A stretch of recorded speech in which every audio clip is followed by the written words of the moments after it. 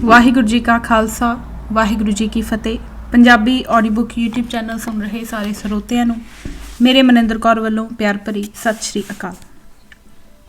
ਕਿਤਾਬ ਖਾਲਿਸਤਾਨ, ਉਸ ਦਾ ਸੰਕਲਪ ਅਤੇ ਪ੍ਰਣਾਲੀ, ਭਾਗ 13ਵਾਂ, ਪੰਨਾ ਨੰਬਰ 336। ਵਾਰਸ ਬਣਨ ਦਾ ਵਿਵੇਕ ਸ਼ਾਸਤਰ ਅਤੇ ਸ਼ਸਤਰ ਦਾ ਸੰਕਲਪ। ਸਿੱਖ ਸੰਕਲਪ ਹੀ ਗਿਆਨਵਾਨ, ਆਚਰਨੀ, ਕਰਮ ਵਿੱਚ ਮਰਿਆਦਤ, ਮਾਹਿਰ ਅਤੇ ਹੁਨਰਮੰਦ ਮਨੁੱਖ ਦਾ ਸੰਕਲਪ ਹੈ, ਜਿਸ ਦੀ ਹੋਂਦ ਸੰਤ ਸਿਪਾਹੀ ਦੇ ਸੁਮੇਲ ਵਿੱਚੋਂ ਮਿਲਦੀ ਹੈ। ਜਦ ਤੱਕ ਗਿਆਨ ਦਾ ਸਰੋਤ ਆਪਣੇ ਮੂਲ ਧੁਰੇ ਗੁਰਬਾਣੀ ਨਾਲ ਨਹੀਂ ਜੁੜੇਗਾ, ਉਦੋਂ ਤੱਕ ਨਾ ਹੀ ਸੰਤ ਵਿੱਚੋਂ ਤੇ ਨਾ ਹੀ ਸਿਪਾਹੀ ਵਿੱਚੋਂ ਗੁਰਮਤਿ ਦੀ ਧਾਰਨੀ ਸਿੱਖ ਜੋਤ ਦੀ ਖੜਗ ਖੰਡੇ ਦੇ ਰੂਪ ਵਿੱਚ ਪ੍ਰਗਟ ਹੋ ਸਕੇਗੀ। ਸਿੱਖੀ ਵਿੱਚ ਸ਼ਸਤਰ ਦਾ ਵੀ ਪੁਨਰ ਜਨਮ ਹੋਇਆ ਹੈ। ਸ਼ਸਤਰ ਦੀ ਤਾਸੀਰ ਅਤੇ ਸ਼ਸਤਰਧਾਰੀ ਦੀ ਸੋਚ, ਕਿਰਦਾਰ, ਆਚਰਣ ਅਤੇ ਉਸ ਦੇ ਬਹਾਦਰੀ ਭਰਪੂਰ ਕਰਮ ਨੂੰ ਪਹਿਲਾਂ ਤੋਂ ਚੱਲਦੀਆਂ ਆ ਰਹੀਆਂ ਲੀਹਾਂ ਅਤੇ ਤਸੀਰਾਂ ਤੋਂ ਮੁਕਤ ਕਰਕੇ ਸਿੱਖੀ ਵਿੱਚ ਨਵ ਸੱਭਿਅਤਾ ਦੇ ਗਰਭ ਤੋਂ ਜਨਮ ਦਿੱਤਾ ਗਿਆ ਹੈ, ਜਿਸ ਨੇ ਸ਼ਸਤਰ ਅਤੇ ਸ਼ਸਤਰਧਾਰੀ ਦੇ ਮੁਕੰਮਲ ਚਰਿੱਤਰ ਅਤੇ ਵਿਅਕਤੀਤਵ ਦੇ ਬਾਂਕਪਨ ਨੂੰ ਹੀ ਗੁਰਮਤਿ ਦੀ ਅਕਲ ਦੀ ਫੱਬਵੀਂ ਬੁੱਕਲ ਵਿੱਚ ਲੈ ਆਂਦਾ ਹੈ। ਜਿਸ ਸ਼ਸਤਰ ਦੀ ਅਸੀਂ ਗੱਲ ਕਰਨੀ ਚਾਹ ਰਹੇ ਹਾਂ, ਉਸ ਨੂੰ ਸਿੱਖ ਰਾਸ਼ਟਰਵਾਦੀ ਸੰਕਲਪ ਵਿੱਚ ਉਸ ਦਾ ਸੁਖਦਾਈ ਮਨੁੱਖੀਕਰਨ ਕਰਕੇ ਆਨੰਦ ਪ੍ਰਸਾਦੀ ਬਣਾ ਕੇ ਧਾਰਨ ਕੀਤਾ ਗਿਆ ਹੈ। ਸਿੱਖ ਗੁਰੂ ਸਾਹਿਬਾਨਾਂ ਦੀ ਇਹ ਸੂਖਮਤਾ ਦੀ ਕਲਿਆਣਕਾਰੀ ਸਪਸ਼ਟਤਾ ਹੈ ਕਿ ਉਹਨਾਂ ਮਾਨਵੀ ਜੀਵਨ ਦੇ ਹਰ ਪਹਿਲੂ ਨੂੰ ਅਕਾਲ ਦੀ ਵਿਸ਼ਵਾਸਯੋਗਤਾ ਵਿੱਚ ਪ੍ਰੇਰਿਤ ਕਰਨ ਦੀ ਉਤਪਾਦਕ ਅਤੇ ਨਿਰਮਾਣਕਾਰੀ ਪ੍ਰਣਾਲੀ ਦੀ ਮਰਿਆਦਾ ਨੂੰ ਬੰਨ੍ਹਿਆ ਹੈ, ਜਿਸ ਦੀ ਮਿਸਾਲ ਇਹ ਪ੍ਰਣਾਲੀ ਅਤੇ ਮਰਿਆਦਾ ਖੁਦ ਆਪ ਹੀ ਹੈ। ਇਸ ਵਰਗਾ ਹੋਰ ਕੋਈ ਨਹੀਂ। ਜੰਗਾਂ ਵਿੱਚੋਂ ਵੀ ਜੇਤੂ ਹੋਣ ਦੇ ਸੰਕਲਪ ਦੇ ਮਨੁੱਖੀਕਰਨ ਦੀ ਕਲਿਆਣਕਾਰੀ ਅਤੇ ਸਰਬੱਤ ਦੇ ਭਲੇ ਦੀ ਸੱਭਿਅਤਾ ਦੇ ਵਿਕਸਿਤ ਹੋਣ ਦੀ ਪ੍ਰਣਾਲੀ ਹੀ ਹੈ ਮੀਰੀ ਪੀਰੀ ਦਾ ਸਿਧਾਂਤਕ ਸ਼ਸਤਰਧਾਰੀ ਸੰਕਲਪ, ਜੋ ਸ੍ਰਿਸ਼ਟੀ ਵਿੱਚ ਕੇਵਲ ਸਿੱਖ ਦੇ ਹਿੱਸੇ ਆਇਆ ਹੈ। ਮਨੁੱਖ ਨੂੰ ਮਾਰ-ਕਾਟ, ਜ਼ੁਲਮ ਜਬਰ ਦਾ ਸ਼ਿਕਾਰ ਬਣਾਉਣ ਤੋਂ ਬਾਅਦ ਆਪਣੀ ਨਿਰੰਕੁਸ਼ਤਾ ਵਿੱਚ ਗੁਲਾਮ ਬਣਾਉਣ ਦੀ ਪ੍ਰਵਿਰਤੀ ਦਾ ਧਾਰੀ ਰਾਜ ਅਭਿਮਾਨੀ ਸ਼ਸਤਰਧਾਰੀ ਵਿਅਕਤੀ ਹੁੰਦਾ ਹੈ। ਸ਼ਸਤਰ ਦਾ ਪ੍ਰਯੋਗ ਸੰਸਾਰ ਵਿੱਚ ਮਨੁੱਖ ਨੇ ਮਨੁੱਖ ਨੂੰ ਗੁਲਾਮ ਬਣਾਉਣ ਲਈ ਜਾਂ ਆਪਣੀ ਸ਼ਕਤੀ ਵਧਾਉਣ ਲਈ ਜਾਂ ਆਪਣੇ ਰਾਜ ਨੂੰ ਵੱਡਾ ਕਰਨ ਲਈ ਹੀ ਹੋਰ ਮਨੁੱਖਾਂ ਦੇ ਖਿਲਾਫ ਕੀਤਾ ਹੈ। ਇਹ ਸ਼ਸਤਰ ਦੀ ਨੀਅਤੀ ਹੀ ਬਣਾ ਦਿੱਤੀ ਗਈ ਹੈ ਕਿ ਉਸਨੇ ਕੇਵਲ ਤੇ ਕੇਵਲ ਆਪਣੇ ਮਾਲਕ ਦੀ ਗੁਲਾਮੀ ਹਟਾਉਂਦੇ ਹੋਏ ਨਰ ਸੰਹਾਰ ਹੀ ਕਰਨਾ ਹੈ। ਜਿਸ ਸ਼ਸਤਰ ਅਤੇ ਸ਼ਸਤਰਧਾਰੀ ਦੀ ਅਸੀਂ ਗੱਲ ਕਰ ਰਹੇ ਹਾਂ, ਉਸੇ ਸ਼ਸਤਰ ਨੂੰ ਮਨੁੱਖ ਨੂੰ ਸਿੱਖ ਗੁਰੂ ਸਾਹਿਬਾਨ ਨੇ ਮੀਰੀ ਪੀਰੀ ਦੇ ਸੰਕਲਪ ਵਿੱਚ ਕੇਵਲ ਤੇ ਕੇਵਲ ਗਿਆਨਵਾਨ, ਰਹਿਤ ਅਤੇ ਮਰਿਆਦਾ ਦੇ ਪਾਬੰਦ ਮਨੁੱਖ ਦੇ ਹੱਥ ਵਿੱਚ ਫੜਾਇਆ ਹੈ। ਸਰੀਰਕ ਬਲਵਾਨ ਜਾਂ ਰਾਜ ਸੱਤਾ ਵਧਾਉਣ ਜਾਂ ਹੋਰਾਂ ਨੂੰ ਗੁਲਾਮ ਬਣਾਉਣ ਵਾਲੇ ਆਚਰਣਹੀਨ ਮਨੁੱਖ ਦੇ ਹੱਥ ਵਿੱਚ ਨਹੀਂ। ਮਨੁੱਖ ਦੀ ਅਜਿਹੀ ਘਾੜਤ ਨੂੰ ਘੜਨ ਹਿੱਤ ਹੀ ਗੁਰੂ ਨਾਨਕ ਪਾਤਸ਼ਾਹ ਨੂੰ ਲਗਭਗ 135 ਸਾਲ ਲੱਗੇ। ਮੀਰੀ ਤੋਂ ਪੀਰੀ ਤੱਕ ਦਾ ਇਹ ਪੈਂਡਾ ਗੁਰਬਾਣੀ ਵਿਚਲੀ ਗੁਰਮਤਿ ਅਨੁਰੂਪ ਹੀ ਸੋਧ ਕੇ ਸਰ ਕੀਤਾ ਗਿਆ। ਰਾਜੇ ਸੀ ਮੁਕੱਦਮ ਕੁੱਤੇ, ਜਾਏ ਜਗਾਇਨ ਬੈਠੇ ਸੁੱਤੇ, ਚਾਕਰ ਨਹਿਦਾ ਪਾਇਨ ਘਾਉ, ਰਤ ਪਿੱਤ ਕੁੱਤਿਓ ਚੱਟ ਜਾਓ। ਜਿੱਥੇ ਜੀਆਂ ਹੋਸੀ ਸਾਰ, ਨੱਕੀ ਵੱਡੀ ਲਾਏ ਤਬਾਰ, ਵਾੜ ਖੇਤ ਕੋ ਖਾਏ ਅਤੇ ਪਾਪ ਕੀ ਜੰਝ ਦੀ ਪ੍ਰਤੀਕ ਸੱਤਾ ਅਤੇ ਰਾਜ ਦਾ ਬਦਲ ਅਕਾਲ ਦੇ ਤਖਤ ਦੇ ਸੰਕਲਪ ਰਾਹੀਂ ਪ੍ਰਗਟਾਇਆ ਗਿਆ ਹੈ। ਇਹ ਭੈ ਵਿੱਚ ਜੀ ਰਹੇ ਮਨੁੱਖ ਨੂੰ ਭਾਉ ਅਕਾਲ ਦੇ ਅਨੁਭਵੀ ਵਿਸਮਾਦੀ ਕੁਦਰਤ ਰਾਹੀਂ ਪਿਆਰ ਵਿੱਚ ਸਥਾਪਿਤ ਕਰਕੇ ਮਨੁੱਖੀ ਵਿਕਾਸ ਦਾ ਨਿਰਭੈ ਹੋਣ ਦਾ ਅਦਭੁਤ ਕਰਮ ਹੈ। ਜਦ ਅਸੀਂ ਸ਼ਸਤਰ ਦੀ ਗੱਲ ਕਰਦੇ ਹਾਂ ਤਾਂ ਫਿਰ ਉਦੋਂ ਪ੍ਰਕਾਂਡ ਵਿਦਵਤਾ ਦਾ ਸੰਕਲਪ ਪੰਜਾਬੀਅਤ ਵਿਚਲੀ ਪੰਡਤਾਈ ਨਾਲ ਜਾਂ ਸਿੱਧਾ ਜੁੜਦਾ ਹੈ। ਮੂਰਖ ਪੜ੍ਹ ਪੜ੍ਹ ਦੂਜਾ ਭਾਉ ਦਰੜਾਇਆ, ਬਹੁ ਕਰਮ ਕਮਾਵੈ ਦੁੱਖ ਸੁਭਾਇਆ। ਪੰਜਾਬੀਅਤ ਵਿਚਲੀ ਅਜਿਹੀ ਪੰਡਤਾਈ ਦੀ ਤਰਕ ਸ਼ਾਸਤਰੀ ਬੌਧਿਕਤਾ ਲਈ ਗੁਰਮਤਿ ਵਿੱਚ ਕੋਈ ਥਾਂ ਨਹੀਂ ਹੈ। ਅੱਖਰ ਪੜ੍ਹ ਪੜ੍ਹ ਭੁੱਲੀਐ, ਭੇਖੀ ਬਹੁਤ ਅਭਿਮਾਨ। ਗੁਰਮੁਖੀ ਭਾਸ਼ਾ ਅਤੇ ਗੁਰਮਤਿ ਦਾ ਨਿਸ਼ੇਧ ਕਰਨ ਵਾਲੀ ਅਪਣਾਈ ਗਈ ਪੰਜਾਬੀ ਵਿੱਚੋਂ ਕਿਉਂ ਜਾਗੈ ਗੁਰ ਬਿਨ ਸੁੱਤਾ ਦੇ ਅਮਲ ਅਨੁਸਾਰ ਖੱਤਰੀਆਂ ਤਾਂ ਧਰਮ ਛੋੜਿਆ, ਮਲੇਛ ਭਾਖਿਆ ਗਹੀ ਅਤੇ ਸੂਕਰ ਸਵਾਨ ਗਰਦਬ ਮੰਝਾਰਾ, ਪਸ਼ੂ ਮਲੇਸ਼ ਨੀਚ ਚੰਡਾਲਾ, ਗੁਰ ਤੇ ਮੂੰਹ ਫੇਰੇ ਤਿਨ ਜੋਨ ਭਵਾਈਐ, ਬੰਧਨ ਬਾਧਿਆ ਆਈਐ ਜਾਈਐ। ਵਿੱਚੋਂ ਕੱਢ ਕੇ ਗੁਰਮੁਖੀਆ ਮੂੰਹ ਸੋਹਣੇ, ਗੁਰ ਕੇ ਹੇਤ ਪਿਆਰ, ਸੱਚੀ ਭਗਤ ਸੱਚ ਰਤੈ, ਦਰ ਸੱਚੈ ਸਚਿਆਰ, ਆਏ ਸੇ ਪਰਵਾਨ ਹੈ, ਸਭ ਕੁਲ ਕਾ ਕਰੈ ਉਧਾਰ ਵਿੱਚ ਲੈ ਆਂਦਾ ਹੈ। ਗੁਰਮੁਖੀ ਗੁਰੂ ਦੀ, ਸ਼ਬਦ ਦੀ, ਗੁਰਮਤ ਦੀ, ਹੁਕਮ ਦੀ ਭਾਸ਼ਾ ਹੈ। ਜਿਨ ਸਤਿਗੁਰ ਕਾ ਭਾਣਾ ਮੰਨਿਆ, ਤਿਨ ਚੜੀ ਚਵਗਣ ਵੰਨੈ। ਇਹ ਚਾਲ ਨਿਰਾਲੀ ਗੁਰਮੁਖੀ, ਗੁਰ ਦਿਖਿਆ ਸੁਣ ਮਨ ਭਿੰਨੈ। ਇਸ ਭਾਸ਼ਾ ਨੂੰ ਸਤਿਗੁਰੂ ਨੇ ਆਪ ਪ੍ਰਗਟ ਕੀਤਾ ਹੈ। ਇਹ ਸਿੱਖ ਤੇ ਸਿੱਖ ਦੀ ਕੌਮੀ ਭਾਸ਼ਾ ਵਜੋਂ ਸਿੱਖ ਕੌਮੀਅਤਾਂ ਦੀ ਰਾਸ਼ਟਰੀ ਭਾਸ਼ਾਈ ਪਹਿਚਾਣ ਦਾ ਆਰੰਭ ਹੈ। ਹੁਕਮੀ ਸਗਲ ਕਰੈ ਆਕਾਰ, ਆਪੇ ਜਾਣੈ ਸਰਬ ਵਿਚਾਰ। ਅੱਖਰ ਨਾਨਕ ਆਖਿਓ ਆਪ, ਲਹਿ ਭਰਾਤ ਹੋਵੈ ਜਿਸ ਦਾਤ। ਕਬੀਰ ਜੀ ਇਸ ਭਾਸ਼ਾਈ ਸ਼ੁੱਧਤਾ ਹਿੱਤ ਅੱਖਰਾਂ ਦੀ ਅਕਾਲ ਨਮਿਤ ਸੁਧਾਈ ਦਾ ਪ੍ਰਮਾਣ ਦਿੰਦੇ ਹੋਏ ਲਿਖਦੇ ਹਨ। ਕਬੀਰ ਸੰਸਾ ਦੂਰ ਕਰ, ਕਾਗਦ ਦੇਹ ਬਿਹਾਏ। 52 ਅੱਖਰ ਸੋਧ ਕੈ, ਹਰ ਚਰਨੀ ਚਿਤ ਲਾਏ। ਗੁਰਮੁਖੀ ਪਰੰਪਰਾ ਦਾ ਸੰਕਲਪ ਹੀ ਬੜਾ ਸ਼ੁੱਧ ਹੈ। ਧੰਨ ਧੰਨ ਸੁਆਮੀ ਕਰਤਾ ਪੁਰਖ ਹੈ, ਜਿਨ ਨਿਆਉ ਸੱਚ ਬਹਿ ਆਪ ਕਰਾਇਆ। ਜੋ ਨਿੰਦਾ ਕਰੇ ਸਤਿਗੁਰ ਪੂਰੇ ਕੀ, ਸੋ ਸਾਚੈ ਮਾਰ ਪਚਾਇਆ। ਇਹ ਅੱਖਰ ਤਿਨ ਆਖਿਆ, ਜਿਨ ਜਗਤ ਸਭ ਉਪਾਇਆ। ਇਕ ਨਾ ਨਾਦ ਨਾ ਬੇਦ ਨਾ ਗੀ, ਰਸ ਰਸ ਕਸ ਨਾ ਜਾਣੰਤ। ਇਕ ਨਾ ਸਿੱਧ ਨਾ ਬੁੱਧ ਨਾ ਅਕਲ ਸਰ, ਅੱਖਰ ਕਾ ਭਿਓ ਨਾ ਲਹੰਤ। ਨਾਨਕ ਤੇ ਨਰ ਅਸੀਲ ਖਰ, ਜੀ ਬਿਨ ਗੁਣ ਗਰਭ ਕਰੰਤ। ਮਾਨਵੀ ਆਚਰਣ ਦੇ ਵਿਹਾਰਕ ਪੱਖ ਮਰਿਆਦਾ ਦਾ ਸਿੱਧਾ ਸੰਬੰਧ ਅਕਾਲ ਦੀ ਕੁਦਰਤ ਦੇ ਇੱਕਸਾਰ ਅਤੇ ਸਮੁੱਚੇ ਰੂਪ ਵਿੱਚ ਨਿਰੋਲ ਪ੍ਰਸਾਰ ਵਿੱਚ ਹੈ। ਕੁਦਰਤ ਦੀ ਕਿਸੇ ਇੱਕ ਅੱਧ ਰਚਨਾ ਜਾਂ ਸ਼ਕਤੀ ਦੀ ਉਪਾਸਨਾ ਵਿੱਚ ਨਹੀਂ। ਜਿਵੇਂ ਪੰਜਾਬੀ ਅਤੇ ਪੰਜਾਬੀਅਤ ਦਾ ਸਿੱਧਾ ਸੰਬੰਧ 5 ਦਰਿਆਵਾਂ ਦੀ ਧਰਤੀ ਦੀ ਉਪਾਸਨਾ ਅਤੇ ਪਛਾਣ ਵਿੱਚ ਹੈ। ਧਰਤੀ ਦੀ ਉਪਾਸਨਾ ਜਾਂ ਪਛਾਣ ਦਾ ਮੂਲ ਬੁੱਤ ਪੂਜਾ ਹੈ, ਜਿਸ ਦਾ ਗੁਰਮਤ ਵਿੱਚ ਨਿਸ਼ੇਧ ਹੈ। ਸ਼ਸਤਰ ਦਾ ਸਿੱਧਾ ਸੰਬੰਧ ਮੌਤ ਦੀ ਤਾਂਡਵ ਕਲਾ ਦੇ ਭੈ ਨਾਲ ਹੈ, ਜਿਸ ਵਿੱਚੋਂ ਦੇਵੀ ਸ਼ਕਤੀ ਧਾਰੀ ਸਿਰਜਕ ਨਾਇਕ ਨਿਕਲਦਾ ਹੈ, ਜੋ ਹੋਰਨਾਂ ਨੂੰ ਮਾਤ ਦੇ ਕੇ ਆਪਣੀ ਬਾਲਾਦਸਤੀ ਕਾਇਮ ਕਰ ਆਪਣੇ ਸੇਵਕਾਂ ਦਾ ਸਮਾਜਿਕ ਤਾਣਾ ਬਾਣਾ ਬੁਣਦਾ ਹੈ। ਇੰਜ ਆਪ ਰੱਖਿਅਕ ਬਣ ਹੋਰਨਾਂ ਨੂੰ ਗੁਲਾਮ ਬਣਾਉਂਦਾ ਹੈ। ਪੰਡਤਾਈ ਦੀ ਤਾਕਤ ਦਾ ਧਨੀ ਅਤੇ ਸ਼ਸਤਰ ਦੀ ਤਾਕਤ ਦਾ ਧਨੀ ਦੋਵੇਂ ਹੀ ਇੰਜ ਕਰਦੇ ਹਨ। ਇਹ ਦੋਵਾਂ ਵਿਚਲੀ ਧਰਤੀ ਅਤੇ ਉਸ ਵਿਚਲੇ ਮਨੁੱਖ ਨੂੰ ਵੰਡਣ ਵਿਚਲੀ ਉਹ ਸਮਾਨਤਾ ਹੈ, ਜਿਸ ਪਿਛਲੀ ਇੱਛਾ ਗੁਲਾਮ ਬਣਾਉਣ ਦੀ ਹੀ ਹਮੇਸ਼ਾ ਰਹੀ ਹੈ ਅਤੇ ਹੁਮਦ ਹੈ ਤੇ ਹੈ, ਜੋ ਦੋਵੇਂ ਹੀ ਹੋਰ ਮਨੁੱਖਾਂ ਵਿੱਚ ਵੰਡ ਕੇ ਇੱਕ ਦੂਜੇ ਤੋਂ ਅਤੇ ਅਕਾਲ ਤੋਂ ਤੋੜ ਕੇ ਆਪਣੀ ਨਿੱਕੀ ਜਿਹੀ ਹੋਂਦ ਦੇ ਉਪਾਸ਼ਕ ਬਣਾ ਆਪੋ ਆਪਣੀ ਸੱਤਾ ਦਾ ਧਰਤੀ ਤੇ ਵਿਕਾਸ ਕਰਦੇ ਹਨ।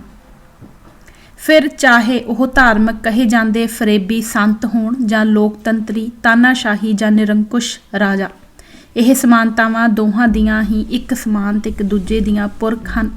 ਇਹਨਾਂ ਦੇ ਹਿੱਤ ਤੇ ਸਵਾਰਥ ਸਾਂਝੇ ਹਨ। ਨਿਸ਼ਾਨਾ ਤੇ ਸਵਾਰਥ ਦੋਵਾਂ ਦੇ ਇੱਕ ਹੀ ਚੱਲੇ ਆ ਰਹੇ ਹਨ। ਇਹ ਉਹ ਅਸਲ ਬੁੱਤ ਪ੍ਰਸਤੀ ਹੈ ਜਿਹੜੀ ਮਨੁੱਖੀ ਕਿਰਦਾਰ ਦੇ ਮਾਨਵੀ ਗੁਣਾਂ ਅਤੇ ਸੱਚ ਨੂੰ ਨਿਗਲ ਰਹੀ ਹੈ। ਅਜਿਹੀ ਬੁੱਤ ਪ੍ਰਸਤੀ ਲਈ ਸਿੱਖੀ ਵਿੱਚ ਕੋਈ ਥਾਂ ਨਹੀਂ ਹੈ। ਗੁਰਮੁਖੀ ਦਾ ਸੰਬੰਧ ਅਕਾਲ ਦੀ ਅਨਹਦ ਨਾਦ ਨਾਲ ਹੈ। ਅਨਹਦ ਨਾਦ ਮਨੁੱਖ ਨੂੰ ਵਿਹਾਰਕ ਤੌਰ ਤੇ ਬੁੱਤ ਪੂਜਕ ਮਤਲਬ ਨਿਰਜੀਵ ਹੋਣ ਤੋਂ ਰੋਕਦੀ ਹੈ। ਬ੍ਰਹਿਮੰਡ ਦੀ ਉਤਪਤੀ ਦਾ ਸਿਧਾਂਤ ਹੀ ਇਹ ਅਨਹਦ ਨਾਦ ਹੈ, ਜਿਸ ਦੇ ਅਰਥਾਤ ਅਕਾਲ ਦੇ ਖੰਡੇ ਨੇ, ਸੱਚ ਨੇ ਅਰਥਾਤ ਮੌਤ ਨੇ ਬ੍ਰਹਿਮੰਡ ਦੀ ਰਚਨਾ ਕੀਤੀ ਹੈ। ਜੀਵਨ ਜੀਣ ਦੀ ਜਾਂਚ ਖੰਡੇ ਦੀ ਫਿਲਾਸਫੀ ਸੱਚ ਮੌਤ ਤੋਂ ਨਿਕਲਦੀ ਹੋਈ ਵਰਤੀਂਦੀ ਅਤੇ ਮਨੁੱਖ ਨੂੰ ਮਿਲਦੀ ਹੈ। ਅਸਲ ਸ਼ਸਤਰ ਹੀ ਖੰਡਾ ਹੈ। ਜਿਸ ਨੇ ਖੰਡਾ ਤੱਤ ਅਰਥੀ ਖੜਕਾਉਣਾ ਸਿੱਖ ਲਿਆ, ਉਹ ਜੀਵਨ ਦੇ ਸਮਦਰਸ਼ੀ ਹੋ ਗਿਆ, ਜੋ ਉਸ ਮਨੁੱਖ ਨੂੰ ਸਿੱਧਾ ਤੇ ਸਪਸ਼ਟ ਗੁਰੂ ਨਾਲ ਜੋੜਦਾ ਹੈ। ਗੁਰਮੁਖੀ ਵਿੱਚ ਗੁਰ ਦਾ ਸੰਕਲਪ ਧਰਤੀ, ਵਿਅਕਤੀ ਜਾਂ ਅਕਾਲ ਦੀਆਂ ਦਿੱਤੀਆਂ ਬੇਅੰਤ ਨਿਆਮਤਾਂ ਵਿੱਚੋਂ ਕੋਈ ਇੱਕ ਨਹੀਂ, ਸਗੋਂ ਖੁਦ ਉਹ ਆਪ ਹੀ ਕਰਤਾ ਪੁਰਖ ਅਕਾਲ ਹੈ। ਇਸ ਲਈ ਗੁਰਮੁਖੀ ਭਾਸ਼ਾ ਦਾ ਵਿਸਥਾਰ ਬ੍ਰਹਿਮੰਡੀ, ਕੁਦਰਤੀ ਅਤੇ ਅਕਾਲ ਵਿੱਚ ਹੈ। ਪੰਜਾਬੀਅਤ ਦਾ ਵਿਸਥਾਰ ਉਹਨਾਂ ਪ੍ਰੇਮ ਗਾਥਾਵਾਂ ਦੇ ਵਿਸਥਾਰ ਵਿੱਚ ਹੈ, ਜੋ ਭਾਸ਼ਾਈ ਅਨੁਭਵ ਨਾਲ ਸਮਾਜ ਨੂੰ ਉਸ ਵਿਭਚਾਰੀ ਦੁਰਮਤ ਵੱਲ ਜੋੜਦੇ ਹਨ, ਜਿਸ ਨੂੰ ਕੋਈ ਵੀ ਸੱਭਿਅਕ ਸਮਾਜ ਅਤੇ ਪਰਿਵਾਰ ਆਪਣੇ ਖੁਦ ਦੇ ਪਰਿਵਾਰਕ ਅਮਲ ਵਿੱਚ ਅਪਣਾਉਣਾ ਘਿਨਾਉਣਾ ਪਾਪ ਸਮਝਦਾ ਹੈ। ਇਹ ਅਜਿਹੀ ਸਮਾਜ ਵੱਲੋਂ ਅਸਵੀਕਾਰੀ ਰਹੁ ਰੀਤ ਨੂੰ ਪੰਜਾਬੀਅਤ ਦੀ ਸਿਰਮੌਰ ਸੱਭਿਅਤਾ ਦਾ ਬੀਜਕ ਮੰਨਦੇ ਹਨ। ਜਿਵੇਂ ਹੀਰ ਰਾਂਝਾ, ਸੱਸੀ ਪੁੰਨੂ ਆਦਿ ਆਦਿ। ਗੁਰਮਤ ਇਸ ਨੂੰ ਦੁਰਾਚਾਰੀ ਆਚਰਣ ਅਤੇ ਨਿੰਦਨੀਏ ਰਿਸ਼ਤਾ ਮੰਨਦੀ ਹੈ। ਦੁਨਿਆਵੀ ਭਾਸ਼ਾਈ ਪੁੱਜ ਮਨੁੱਖੀ ਵਿਦਵਤਾ ਅਤੇ ਗ੍ਰੰਥਾਂ ਦੇ ਅਧਿਐਨ ਵਿੱਚ ਹੈ। ਇਸੇ ਲਈ ਬੁੱਧੀ ਅਤੇ ਸਰੀਰਕ ਮਰਦਾਨਗੀ ਅਤੇ ਬਹਾਦਰੀ ਦੇ ਅਜਿਹੇ ਵਿਕਾਸ ਨੂੰ ਗੁਰਮਤ ਪਾਖੰਡ ਮੰਨਦੀ ਹੈ ਜੋ ਬੁੱਧੀ ਅਤੇ ਤਾਕਤ ਨੂੰ ਵੀ ਵਿਦਵਤਾ ਦਾ ਗੁਲਾਮ ਤੇ ਹੰਕਾਰੀ ਬਣਾ ਕੇ ਆਚਰਣਹੀਨ ਮਰਿਆਦਾ ਦੀ ਸਮਝ ਦਾ ਗੁਲਾਮ ਬਣਾ ਕੇ ਸਿਰਫ ਕਿਤਾਬੀ ਅਤੇ ਕਰਤਬੀ ਬਣਾ ਦਿੰਦੀ ਹੈ। ਜਗ ਬੰਦੀ ਮੁਕਤੈ ਹਉ ਮਾਰੀ, ਜਗ ਗਿਆਨੀ ਵਿਰਲਾ ਆਚਾਰੀ, ਜਗ ਪੰਡਤ ਵਿਰਲਾ ਵਿਚਾਰੀ, ਬਿਨ ਸਤਿਗੁਰ ਭੇਟੇ ਸਭ ਫਿਰੈ ਅਹੰਕਾਰੀ। ਅਜਿਹਾ ਇਸ ਲਈ ਹੈ ਕਿਉਂਕਿ ਲੋਭ ਲਹਿਰ ਸਭ ਸੁਆਨ ਹਲਕ ਹੈ, ਹਲਕਿਓ ਸਭੈ ਬਿਗਾਰੇ, ਮੇਰੇ ਠਾਕੁਰ ਕੇ ਦੀਬਾਨ ਖਬਰ ਹੋਈ, ਗੁਰ ਗਿਆਨ ਖੜਗ ਲੈ ਮਾਰੇ। ਸਿਰਫ ਤੇ ਸਿਰਫ ਤਾਕਤ ਦੇ ਪ੍ਰਗਟਾ ਲਈ ਜਾਂ ਸੱਤਾ ਦੀ ਹੋਂਦ ਦੇ ਹੰਕਾਰ ਲਈ ਜਾਂ ਕਰਤੱਵ ਦਿਖਾਉਣ ਦੇ ਜੋਹਰ ਹਿੱਤ ਇਸਤੇਮਾਲ ਕੀਤੇ ਸ਼ਸਤਰ ਆਪਣੀ ਸ਼ਸਤਰ ਦੀ ਗੁਰਮਤ ਹੋਂਦ ਨੂੰ ਹੀ ਖਤਮ ਕਰ ਦਿੰਦੇ ਹਨ। ਸ਼ਸਤਰਾਂ ਦੀ ਗੁਰਮਤ ਹੋਂਦ ਦੇ ਬਚਾਅ ਲਈ ਇਹ ਲਾਜ਼ਮੀ ਹੈ ਕਿ ਇਹਨਾਂ ਨੂੰ ਪੂਰੀ ਸ਼ਸਤਰ ਵਿੱਦਿਆ ਨਾਲ ਚਲਾਉਣਾ ਸਿੱਖਣ ਤੋਂ ਪਹਿਲਾਂ ਸ਼ਸਤਰਧਾਰੀ ਹੋਣ ਜਾ ਰਹੇ ਮਨੁੱਖ ਨੂੰ ਇਸ ਦੇ ਮਾਨਵੀ ਕਲਿਆਣਕਾਰੀ ਰੂਪ ਅਤੇ ਹੋਂਦ ਤੋਂ ਵਾਕਿਫ ਕਰਵਾਇਆ ਜਾਵੇ, ਤਾਂ ਜੋ ਬਲਵਾਨ ਅਤੇ ਸੁਤੰਤਰ ਬੁੱਧੀ ਦੇ ਤੇਜ ਪ੍ਰਕਾਸ਼ਵਾਨ ਇਨਸਾਨ ਦੇ ਹੱਥ ਵਿੱਚ ਹੀ ਕਿਰਪਾਨ ਹੋਵੇ, ਤਲਵਾਰ ਨਹੀਂ, ਖੰਡਾ ਹੋਵੇ, ਕਿਰਚ ਨਹੀਂ। ਇਹ ਸੰਕਲਪੀ ਮਨੁੱਖ ਸਿੱਖੀ ਦੇ ਮਲ ਅਖਾੜੇ ਵਿੱਚੋਂ ਹੀ ਨਿਕਲਦੇ ਹਨ, ਵਿਸ਼ਵ ਵਿਦਿਆਲਿਆ ਦੀ ਪੰਡਤਾਈ ਰੂਪੀ ਵਿਦਵਤਾ ਵਿੱਚੋਂ ਨਹੀਂ। ਹਾਂ, ਜਦ ਇਹ ਵਿਸ਼ਵ ਵਿਦਿਆਲੇ ਪੰਜਾਬੀਅਤ ਤੋਂ ਗੁਰਮੁਖੀ ਵੱਲ ਮੁੜ ਪੈਣਗੇ ਤਾਂ ਕੁਦਰਤ ਨਾਲ ਕੁਦਰਤ ਦੀ ਭਾਸ਼ਾ ਰਾਹੀਂ ਗੱਲਾਂ ਕਰ ਸਕਣਗੇ। ਗੁਰਮਤ ਦੀ ਭਾਸ਼ਾ ਗੁਰਮੁਖੀ ਦਾ ਸਿੱਧਾ ਸੰਬੰਧ ਮੈਂ ਨੂੰ ਮੁਕਾ ਕੇ ਅਕਾਲ ਦੀ ਸੱਤਾ ਦੀ ਸੱਤਿਆ ਵਿੱਚ ਆਉਣਾ ਹੈ। ਇਸ ਲਈ ਗੁਰਮਤ ਕਹਿੰਦੀ ਹੈ ਕਿ ਸ਼ਾਸਤਰ ਅਤੇ ਸ਼ਸਤਰ ਅਜਿਹੇ ਨਹੀਂ ਚਾਹੀਦੇ ਜੋ ਮਨੁੱਖ ਨੂੰ ਜੀਵਨ ਆਚਰਣ ਅਤੇ ਹੋਂਦ ਦੇ ਪੱਖ ਤੋਂ ਕੁਦਰਤ ਤੋਂ ਦੂਰ ਲੈ ਜਾਣ ਜਾਂ ਆਚਰਣਹੀਣ ਬਣਾ ਦੇਣ। ਵਿਦਵਤਾ, ਧਿਆਨ ਅਤੇ ਸ਼ਸਤਰ ਵਿੱਦਿਆ ਦੀ ਤਾਕਤ, ਸੱਤਾ ਜਾਂ ਹਕੂਮਤ ਦਾ ਮਾਰਗ ਇਹ ਹੋਵੇ ਕਿ ਉਹ ਮਨੁੱਖ ਨੂੰ ਕੁਦਰਤ ਨਾਲ ਜੋੜ ਕੇ ਉਸ ਦਾ ਇੱਕ ਵਿਭੇਦ ਅੰਗ ਬਣਨਾ ਸਿਖਾਵੇ। ਸਾਨੂੰ ਸਭ ਨੂੰ ਸਮਝ ਲੈਣਾ ਚਾਹੀਦਾ ਹੈ ਕਿ ਪ੍ਰਵਾਜ਼ ਕੁਦਰਤ ਦੇ ਬ੍ਰਹਿਮੰਡ ਵਿੱਚ ਹੀ ਸੰਭਵ ਹੈ। ਉਹ ਅਧਿਐਨ ਅਤੇ ਸ਼ਸਤਰ ਜਿਹੜਾ ਕੁਦਰਤੀ ਵਿਕਾਸ 'ਚ ਰੋੜਾ ਬਣ ਕੁਦਰਤ ਨੂੰ ਹੀ ਨਸ਼ਟ ਅਤੇ ਭ੍ਰਿਸ਼ਟ ਕਰ ਕੁਝ ਪ੍ਰਾਪਤ ਕਰਨਾ ਲੋਚਦਾ ਹੈ, ਉਹ ਵਿਅਰਥ ਅਤੇ ਨਾ ਮਨਜ਼ੂਰ ਹੈ। ਗੁਰਮਤ ਦਾ ਇਹ ਸਿਧਾਂਤ ਹਰ ਇੱਕ ਗਿਆਨ, ਵਿਗਿਆਨ, ਖਗੋਲ, ਭੂਗੋਲ, ਸੰਦ ਅਤੇ ਸ਼ਸਤਰ ਤੇ ਇੱਕ ਸਮਾਨ ਅਰਥਾਂ ਵਿੱਚ ਲਾਗੂ ਹੈ। ਸ਼ਾਸਤਰੀ ਅਤੇ ਵਿਗਿਆਨੀ ਵਿਦਿਆ ਦੀ ਪ੍ਰਕਾਂਡਤਾ ਨੇ ਹੁਣ ਤੱਕ ਕੁਦਰਤ ਵਿੱਚ ਦਖਲ ਨੂੰ ਹੀ ਆਪਣੀ ਪ੍ਰਕਾਂਡਤਾ ਸਾਬਤ ਕਰਨ ਦਾ ਰਾਹ ਚੁਣਿਆ ਹੈ ਅਤੇ ਇਹੋ ਹੀ ਕੰਮ ਕੀਤਾ ਹੈ। ਇਹ ਕੁਦਰਤ ਨਾਲ ਜੁੜ ਕੇ ਨਹੀਂ ਤੁਰੇ, ਇਹ ਕੁਦਰਤ ਨੂੰ ਤੋੜ ਕੇ ਵਿਦਵਤਾ ਦੀ ਹਉਮੈ ਰਾਹੀਂ ਮਨੁੱਖ ਨੂੰ ਪ੍ਰਭਾਵਿਤ ਕਰਦੇ ਹਨ, ਜਿਸ ਨਾਲ ਮਨੁੱਖੀ ਹੀ ਨਹੀਂ ਸਗੋਂ ਬ੍ਰਹਿਮੰਡੀ ਹੋਂਦ ਖਤਰੇ ਵਿੱਚ ਆ ਗਈ ਹੈ। ਗੁਰਮਤ ਮਨੁੱਖ ਨੂੰ ਗੁਰਮੁਖ ਬਣਾ ਕੇ ਗੁਰਮੁਖੀ ਆਚਰਣ ਦਾ ਇਹ ਸੰਕਲਪ ਅਕਾਲ ਦੀ ਮਿਹਰ ਨਾਲ ਗਰਭ ਵਿੱਚ ਹੀ ਦੇਣਾ ਆਰੰਭਦੀ ਹੈ ਕਿ ਉਸਨੇ ਹੁਕਮ ਨੂੰ ਮੰਨ ਕੇ ਰਜ਼ਾ ਦੀ ਕਮਾਈ ਕਰਨੀ ਹੈ। ਇਸ ਮਾਰਗ ਤੇ ਤੁਰਨ ਹਿੱਤ ਜਿਵੇਂ ਮਾਂ ਦੇ ਗਰਭ ਵਿੱਚ ਅਕਾਲ ਦੇ ਹੁਕਮ ਦੀ ਸੱਤਾ ਦਾ ਨਿਰਵਾਹ ਕਰਕੇ ਜਨਮ ਲਿਆ ਹੈ ਅਤੇ ਆਪਣੇ ਸਰੀਰ ਵਿੱਚ ਜੋਤ ਦਾ ਪ੍ਰਕਾਸ਼ ਕਰਵਾ ਕੇ ਵਿਕਾਸਮਾਨ ਹੋਇਆ ਹੈ, ਠੀਕ ਇੰਜ ਹੀ ਕੁਦਰਤ ਵਿੱਚ ਪੁੱਜ ਕੇ ਮਨੁੱਖ ਨੇ ਅਕਾਲ ਦੇ ਨਿਯਮਾਂ ਅਸੂਲਾਂ ਅਰਥਾਤ ਸਰਬ ਪੱਖੀ ਨੇਮਾਂ ਦਾ ਪਾਲਣ ਕਰਕੇ ਸदैव ਕਾਇਮ ਰਹਿਣ ਵਾਲੇ ਕੁਦਰਤੀ ਵਿਕਾਸ ਨਾਲ ਸਰਬੱਤ ਦੇ ਭਲੇ ਲਈ ਅਤੇ ਆਉਂਦੀਆਂ ਨਸਲਾਂ ਹਿੱਤ ਕੁਦਰਤ ਦੀ ਮੌਲਿਕਤਾ ਨੂੰ ਸੰਭਾਲਣ ਦੀ ਸਾਂਝੀਵਾਲਤਾ ਪਾਉਣੀ ਹੈ। ਇਹ ਸਥਿਰ ਅਤੇ ਸदैव ਕਾਇਮ ਰਹਿਣ ਵਾਲੇ ਨਿਯੋਜਨ ਵਿੱਚ ਵਿਕਸਿਤ ਬ੍ਰਹਿਮੰਡ ਦੀ ਵਿਕਾਸਸ਼ੀਲ ਉਹ ਗਤੀ ਦਾ ਵਿਗਿਆਨ ਹੈ ਜੋ ਕੁਦਰਤ ਦੀ ਮੌਲਿਕਤਾ ਨੂੰ ਨੁਕਸਾਨ ਪੁਜਾਏ ਬਿਨਾਂ ਮੂਲ ਕੁਦਰਤੀ ਸਰੋਤ ਅਤੇ ਸਰੋਤਾਂ ਨੂੰ ਆਉਂਦੀਆਂ ਸਮੁੱਚੇ ਜੀਵਾਂ ਦੀਆਂ ਨਸਲਾਂ ਲਈ ਮੂਲ ਅਕਾਲ ਕਿਰਪਾ ਦੀ ਹੋਂਦ ਰੂਪ ਵਿੱਚ ਹੀ ਬਚਾ ਕੇ ਰੱਖਣ ਦਾ ਨਿਯੋਜਨ ਕਰੇ। ਗੁਰਮੁਖੀ ਗਿਆਨ ਦੇ ਸੰਕਲਪੀ ਮਨੁੱਖ ਗੁਰਮੁਖ ਲਈ ਜੀਵਨ ਅਮਲ ਦੀ ਗੁਰਮਤ ਦਿਖਿਆ ਦੀ ਇਹੋ ਵਿਦਿਆ ਹੈ। ਇਸੇ ਕਰਕੇ ਸਿੱਖ ਅਤੇ ਇਸ ਦੀ ਸਿੱਖੀ ਸੱਭਿਅਤਾ ਸ਼੍ਰੋਮਣੀ ਹੈ। ਹੁਕਮ ਬੜਾ ਸਪਸ਼ਟ ਹੈ। ਪੌੜੀ ਰਾਜੇ ਰਇਤ ਸਿਕਦਾਰ ਕੋਏ ਨਾ ਰਹਿਸਿਓ, ਹਟ ਪਟਣ ਬਾਜ਼ਾਰ ਹੁਕਮੀ ਢੈਸਿਓ, ਪੱਕੇ ਬੰਕ ਦੁਆਰ ਮੂਰਖ ਜਾਣੇ ਆਪਣੇ, ਦਰਬ ਭਰੇ ਭੰਡਾਰ ਰੀਤੇ ਇੱਕ ਖਣੇ, ਤਾਜੀ ਰੱਥ ਤੁਖਾਰ ਹਾਥੀ ਪਾਖਰੇ, ਬਾਗ ਮਿਲਖ ਘਰ ਬਾਰ ਕਿਥੈ ਸੀ ਆਪਣੇ, ਤੰਬੂ ਪਲੰਗ ਨਿਵਾਰ ਸਰਾਈਚੇ ਲਾਲਤੀ, ਨਾਨਕ ਸੱਚ ਦਾ ਤਾਰ ਸਿਨਾਖਤ ਕੁਦਰਤੀ। ਸ਼ਲੋਕ ਮਹੱਲਾ ਪਹਿਲਾ। ਨਦੀਆਂ ਹੋਵੈ ਧੇਵਣਾ, ਸੁਮ ਹੋਵੈ ਦੁੱਧ ਘੀਓ, सगली धरती सकर होवै खुशी करै नित जियो। परबत सुईना रूपा होवै हीरे लाल जड़ाओ। पी तू है सालाहना आखण लह ना चाओ। महला पहला। भार 18 मेवा होवै गरुड़ा होए सुआओ। चंद सूरज दुए फिरदै रखिए निहचल होवै थाओ। भी तू है सालाहना आखण लह ना चाओ। महला पहला। जे देखै दुख लाइए पाप गरै दुए राह। रत पीणै राजे सिरै उपर रखिए एवें जापै भाओ। भी तू है सालाहना आखण लह ना चाओ। महला पहला। अग्गी पाला कपड़ होवै खाना होवै वाओ। सुरगै दियां मोहणियां इस्त्रियां होवन नानक सभो जाओ। भी तू है सालाहना आखण लह ना चाओ। पवड़ी। बदफैली गैबाना खसम ना जाणई सो कहिए देवाना आप ना पछाणई। कलह बुरी संसार वादै खप्पीऐ विण नावै वैकार भरमै पचीऐ। राह दोवै इक जाणै सोई सिजसी कुफर गो कुफराणै पया दजसी। सब दुनिया सुबहान सच समाइए सिजै दर दीवान आप गवाइए।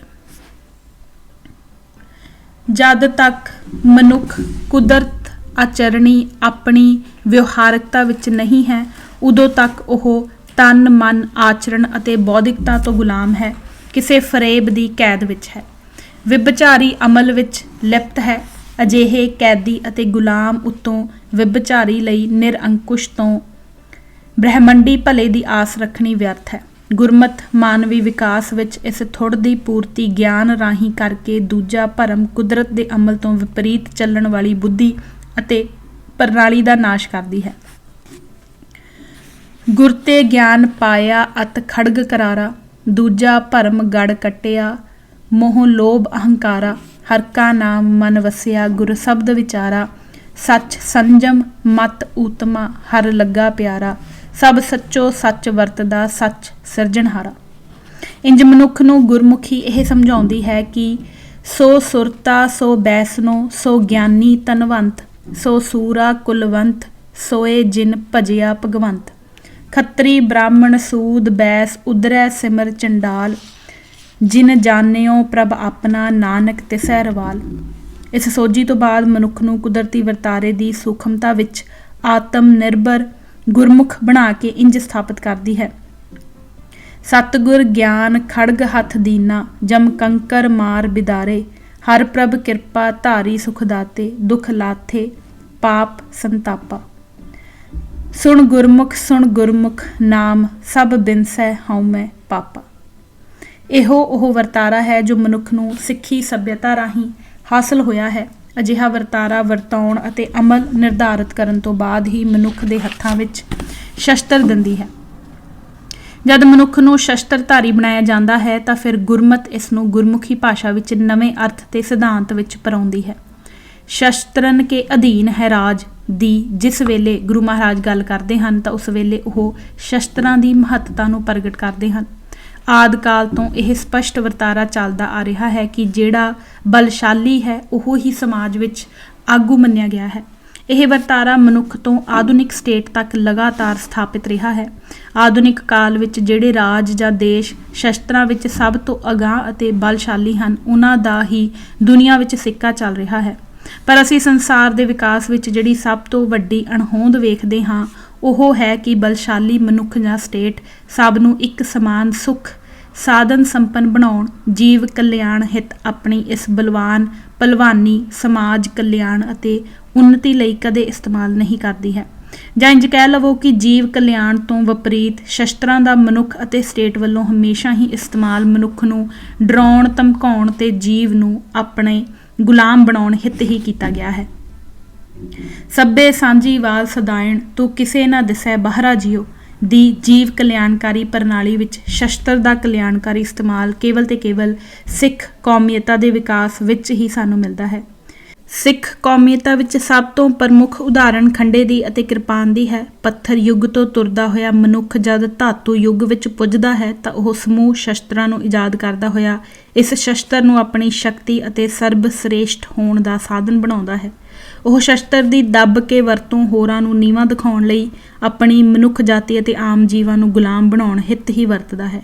ਧਾਤੂ ਯੁੱਗ ਤੋਂ ਆਧੁਨਿਕ ਕਾਲ ਤੱਕ ਮਨੁੱਖ ਇਜਾਦ ਕੀਤੇ ਹਰ ਇੱਕ ਸ਼ਸਤਰ ਦੀ ਵਰਤੋਂ ਆਪਣੀ ਤਾਕਤ ਅਤੇ ਸਰਬ ਸ੍ਰੇਸ਼ਟਤਾ ਨੂੰ ਹੋਰਾਂ ਤੋਂ ਮਨਵਾਉਣ ਹਿੱਤ ਹੀ, ਇੱਕ ਦੂਜੇ ਨੂੰ ਧਮਕਾਉਣ, ਡਰਾਉਣ ਅਤੇ ਗੁਲਾਮ ਬਣਾਉਣ ਹਿੱਤ ਹੀ ਕਰਦਾ ਆਇਆ ਹੈ। ਉਸ ਦੀ ਮੰਜ਼ਿਲ ਆਪਣੀ ਸਰਵੋਤਮਤਾ ਦੀ ਧੌਂਸ ਨੂੰ ਕਾਇਮ ਕਰਨਾ ਅਤੇ ਇਸ ਦਾ ਲੋਹਾ ਮਨਵਾਉਣਾ ਹੀ ਇੱਕਮਾਤਰ ਉਦੇਸ਼ ਹੁੰਦਾ ਹੈ। ਲੋਹਾ ਮਨਵਾਉਣਾ ਮੁਹਾਵਰਾ ਹੀ ਸ਼ਸਤਰਾਂ ਦੀ ਬਲਸ਼ਾਲੀ ਨਿਰੰਕੁਸ਼ਤਾ ਵਿੱਚੋਂ ਜਨਮਿਆ ਹੈ। ਅਜਿਹੀ ਵਿਕਸਿਤ ਹੋਈ ਪਰੰਪਰਾ ਨੂੰ ਸਿੱਖੀ ਨਵੇਂ ਆਯਾਮ, ਦਸਹੱਦੇ ਅਤੇ ਉਦੇਸ਼ਾਂ ਰਾਹੀਂ ਨਵਾਂ ਜਨਮ ਦਿੰਦੀ ਹੈ। ਜਿਸ ਵੇਲੇ ਲੋਹੇ ਦੀ ਇਸ ਧਾਤੂ ਰਾਹੀਂ ਬਣੀ ਤਲਵਾਰ ਨੂੰ ਸਿੱਖ ਕੌਮ ਵਿੱਚ ਅਪਣਾਇਆ ਜਾਂਦਾ ਹੈ ਤਾਂ ਇਸ ਤਲਵਾਰ ਨਾਲ ਜੀਵ ਕਲਿਆਣ ਦਾ ਸੰਕਲਪ ਜੋੜ ਕੇ ਇਸ ਸ਼ਸਤਰ ਨੂੰ ਕਿਰਪਾਲੂ ਬਣਾ ਕਿਰਪਾਨ ਦਾ ਸਿਧਾਂਤ ਦਿੱਤਾ ਜਾਂਦਾ ਹੈ। ਇੰਜ ਸਿੱਖ ਕੌਮੀਅਤਾਂ ਦੇ ਰਾਸ਼ਟਰ ਪੰਥ ਖਾਲਸਾ ਦੀ ਸਰਕਾਰ ਦੀ ਵਿਵਸਥਾ ਅਤੇ ਪ੍ਰਣਾਲੀ ਖਾਲਿਸਤਾਨ ਵਿੱਚ ਤਲਵਾਰ ਅਰਥਾਤ ਸ਼ਸਤਰ ਦਾ ਪੁਨਰ ਜਨਮ ਕਿਰਪਾਨ ਵਜੋਂ ਹੁੰਦਾ ਹੈ। ਆਪਣੀ ਨਿਰੰਕੁਸ਼ ਤਾਕਤ ਦਾ ਗੁਲਾਮ ਬਣਾਉਣ ਹਿੱਤ ਲੋਹਾ ਮਨਵਾਉਣ ਦੇ ਪ੍ਰਚਲਿਤ ਸੰਕਲਪ ਨੂੰ ਯਕਦਮ ਬਦਲ ਕੇ ਆਪਣੀ ਤਾਕਤ ਅਤੇ ਬਲ ਦਾ ਸਰਬੱਤ ਦੇ ਭਲੇ ਹਿੱਤ ਕਿਰਪਾਲੂ ਕਿਰਦਾਰ, ਸਿਧਾਂਤ ਅਤੇ ਸੰਕਲਪ ਦੀ ਸਥਾਪਨਾ ਕੀਤੀ ਜਾਂਦੀ ਹੈ, ਜਿਸ ਵਿੱਚ ਸਭ ਇੱਕ ਸਮਾਨ ਹਨ। ਇੰਜ ਰਾਸ਼ਟਰੀ ਪ੍ਰਪੇਖ ਵਿੱਚ ਕੌਮੀਅਤਾਂ ਦਾ ਸੰਕਲਪ ਅਤੇ ਸਿਧਾਂਤ ਸ਼ਸਤਰਾਂ ਦੇ ਵਿਕਾਸ ਅਤੇ ਪ੍ਰਯੋਗ ਵਿੱਚ ਕ੍ਰਾਂਤੀਕਾਰਕ ਬਦਲਾਅ ਲਿਆਉਂਦਾ ਹੈ। ਪੰਥਕ ਖਾਲਸਾਈਤਾ ਵਿੱਚ ਇਹਨਾਂ ਨੂੰ ਲੋੜਵੰਦ ਲਈ ਰੱਖਿਆ, ਨਿਆਸਰੇ ਲਈ ਆਸਰਾ, ਮਾਨਵੀ ਕਲਿਆਣ, ਕੁਦਰਤੀ ਉਤਥਾਨ, ਨੈਸਰਗਿਕ ਨਿਰਮਾਣ, ਸਰਬੱਤ ਦੇ ਭਲੇ ਅਤੇ ਅਕਾਲ ਦੀ ਕਾਇਨਾਤ ਦੀ ਮਨੁੱਖ ਰਾਹੀਂ ਸ਼ੋਸ਼ਣਕਾਰੀ ਪ੍ਰਣਾਲੀ ਤੇ ਸੋਚ ਵਿੱਚ ਤਬਦੀਲੀ ਲਿਆਉਂਦਾ ਹੈ। ਪੰਥ ਖਾਲਸਾ ਆਪਣੇ ਖਾਲਿਸਤਾਨੀ ਨਿਜ਼ਾਮ ਵਿੱਚ ਸ਼ਸਤਰਧਾਰੀ ਹੋਣ ਦੇ ਸੰਕਲਪ ਨੂੰ ਖੁਦਾਈ ਖਿਦਮਤਦਾਰੀ ਦੇ ਸਿਧਾਂਤ ਨਾਲ ਜੋੜ ਕੇ ਇਸ ਨੂੰ ਕਾਇਨਾਤ ਦੀ ਚੜ੍ਹਦੀ ਕਲਾ ਦੇ ਸਰਬ ਹਿਤਕਾਰੀ ਸੰਕਲਪ ਸਿਧਾਂਤ ਵਿੱਚ ਵਿਉਂਤੇ ਬ੍ਰਹਿਮੰਡੀ ਕਲਿਆਣਕਾਰੀ ਅਤੇ ਭਰਾਤਰੀ ਹਿਤਕਾਰੀ ਵਰਤੋਂ ਵਾਲੀ ਅਤੇ ਵਰਤੋਂਕਾਰੀ ਸੱਭਿਅਤਾ ਦਾ ਆਰੰਭ ਕਰਦਾ ਹੈ। ਇਸ ਵਿਸ਼ਵ ਵਿੱਚ ਜਿਹੜਾ ਕਿ ਹੁਣ ਵੀ ਸ਼ਸਤਰਾਂ ਦੀ ਨਿਰੰਕੁਸ਼ਤਾ ਅਧੀਨ UNO ਬਣਾਉਣ ਅਤੇ ਇਸ ਵਿੱਚ ਸੰਗਠਿਤ ਹੋਣ ਦੇ ਬਾਵਜੂਦ ਸ਼ਸਤਰਾਂ ਦੇ ਬਲਧਾਰੀ ਦੀ ਬਾਲਾਦਸਤੀ ਦਾ ਭੈ ਭੀਤ ਗੁਲਾਮ ਬਣਿਆ ਹੋਇਆ ਹੈ ਅਤੇ ਇਸ ਗੁਲਾਮੀਅਤ ਤੋਂ ਉਸ ਨੂੰ ਮੁਕਤੀ ਦਾ ਮਾਰਗ ਨਹੀਂ ਮਿਲਦਾ। ਇਸੇ ਸ਼ਸਤਰਾਂ ਦੀ ਸ਼ਕਤੀ ਦੇ ਆਧਾਰ ਤੇ ਹੀ ਵੀਟੋ ਪਾਵਰ ਹੋਣ ਦੇ ਸੰਕਲਪ ਨੇ ਇਹੋ ਸਾਬਤ ਕੀਤਾ ਹੈ ਕਿ ਬਾਕੀ ਵਿਸ਼ਵ ਖਸਿਆਰਾ ਅਤੇ ਗੁਲਾਮੀ ਦੀ ਅਧੀਨਗੀ ਅਤੇ ਕਮਤਰੀ ਵਾਲੀ ਦਿਮਾਗੀ ਸੋਚ ਦਾ ਹਮੇਸ਼ਾ ਦਬੈਲ ਤੇ ਅਹਿਸਾਸੀ ਬਣਿਆ ਰਹੇ। ਇਹ ਕੋਈ ਸੰਸਾਰੀਕਰਨ ਦੀ ਪ੍ਰਕਿਰਿਆ ਨਹੀਂ ਹੈ, ਇਹ ਤਾਂ ਸੰਸਾਰ ਨੂੰ ਵਿਨਾਸ਼ਕਾਰੀ ਸ਼ਸਤਰਾਂ ਦੇ ਅਧੀਨ ਗੁਲਾਮ ਬਣਾਈ ਰੱਖਣ ਅਤੇ ਇਸ ਨੂੰ ਹੋਰ ਪੀੜਾ ਕਰੀ ਜਾਣ ਵਾਲੀ ਸੰਸਾਰੀਕਰਨ ਦਾ ਸੰਸਾਰੀਕਰਨ ਕਰਨਾ ਹੈ, ਜਿਸ ਰਾਹੀਂ ਵਿਸ਼ਵ ਕੁਝ ਕੁ ਮੁੱਠੀ ਭਰ ਦੇਸ਼ਾਂ ਦੀ ਬਪੌਤੀ ਬਣਾ ਕੇ ਰੱਖ ਦਿੱਤਾ ਜਾਵੇ। ਇਹ ਸ਼ਸਤਰਾਂ ਦੀ ਧੌਂਸਕਾਰੀ ਪ੍ਰਵਿਰਤੀ ਨਾਲ ਆਪਣੇ ਹਿੱਤਾਂ ਵਿੱਚ ਬਾਕੀ ਵਿਸ਼ਵ ਭਾਈਚਾਰਿਆਂ ਦਾ, ਮਨੁੱਖਤਾ ਦਾ ਅਤੇ ਸੱਭਿਆਚਾਰਾਂ ਦਾ ਸ਼ੋਸ਼ਣਕਾਰੀ ਏਕਾਧਿਕਾਰੀ ਨਿਰੰਕੁਸ਼ਤਾ ਵਾਲਾ ਰਾਸ਼ਟਰੀ ਸੰਕਲਪ ਪੈਦਾ ਕਰਨ ਦਾ ਅਮਾਨਵੀ ਸਿਧਾਂਤ ਹੈ, ਜਿਸ ਨੂੰ ਵਿਸ਼ਵ ਸੰਸਥਾ UNO ਦੇ ਮੈਂਬਰ ਦੇਸ਼ ਵੀ ਸਮਝ ਨਹੀਂ ਪਾ ਰਹੇ ਹਨ। ਅਗਰ ਅਜਿਹਾ ਨਹੀਂ ਹੈ ਤਾਂ ਜਰਾ ਸੋਚੋ ਕਿ ਜੇਕਰ ਬਾਕੀ ਵਿਸ਼ਵ ਵਿੱਚ ਮਾਨਵੀ ਚੇਤਨਾ ਪ੍ਰਤੀ ਇਨਸਾਫ ਅਤੇ ਸੱਚਾਈ ਨਾਲ ਚੱਲਣ ਦਾ ਮਾਦਾ ਹੁੰਦਾ ਤਾਂ ਕਿਸੇ ਵੀ ਖਿੱਤੇ ਦੀ ਸੰਪ੍ਰਭੂਤਾ ਲਈ ਝੂਠ ਸਾਬਤ ਹੋ ਜਾਣ ਤੋਂ ਬਾਅਦ ਵੀ ਕੀ ਵਿਸ਼ਵ ਭਾਈਚਾਰਾ ਘੁਸਿਆਰੀ ਪਹੁੰਚ ਨੂੰ ਹੀ ਸਵੀਕਾਰ ਕਰੀ ਰੱਖਦਾ। ਮੇਰਾ ਇਸ਼ਾਰਾ ਬਿਲਕੁਲ ਸਪਸ਼ਟ ਵਰਤਮਾਨ ਇਰਾਕ ਵੱਲ ਹੈ। ਇਰਾਕ ਤੇ ਹਮਲਾ ਕਰਨ ਤੋਂ ਪਹਿਲਾਂ ਵੀਟੋ ਸ਼ਕਤੀਧਾਰੀ ਜੁੱਟ ਨੇ ਸਮੁੱਚੇ ਵਿਸ਼ਵ ਨੂੰ ਇਸ ਪ੍ਰਤੀ ਆਪਣੇ ਗੁਲਾਮ ਬਣਾਉਣ ਤੋਂ ਬਾਅਦ ਮੀਡੀਆ ਦੀ ਵਰਤੋਂ ਰਾਹੀਂ ਇਸ ਝੂਠ ਆਧਾਰਿਤ ਸ਼ਸਤਰਧਾਰੀ ਕਬਜ਼ਾ ਕੀਤਾ ਕਿ ਉਸ ਦੇਸ਼ ਦੇ ਮੁਖੀ ਨੇ ਵਿਸ਼ਵ ਭਾਈਚਾਰਿਆਂ ਨੂੰ ਖਤਮ ਕਰ ਦੇਣ ਲਈ ਗੈਸ, ਰਸਾਇਣ, ਅਣੂ ਸ਼ਸਤਰਾਂ ਦਾ ਇੱਕ ਵੱਡਾ ਤੇ ਇਤਨਾ ਜ਼ਖੀਰਾ ਇਕੱਠਾ ਕਰ ਲਿਆ ਹੈ ਕਿ ਉਹ ਸਮੁੱਚੇ ਵਿਸ਼ਵ ਨੂੰ ਹੀ ਖਤਮ ਕਰ ਸਕਦਾ ਹੈ। ਸੰਸਾਰੀਕਰਨ ਦੇ ਨਾਮ ਥੱਲੇ ਸਾਰੇ ਮੁਲਕ ਘਸਿਆਰੇ ਬਣ ਕੇ ਇਹਨਾਂ ਦੇ ਨਾਲ ਇਕਮੁੱਠ ਹੋ ਕੇ ਤੁਰੇ।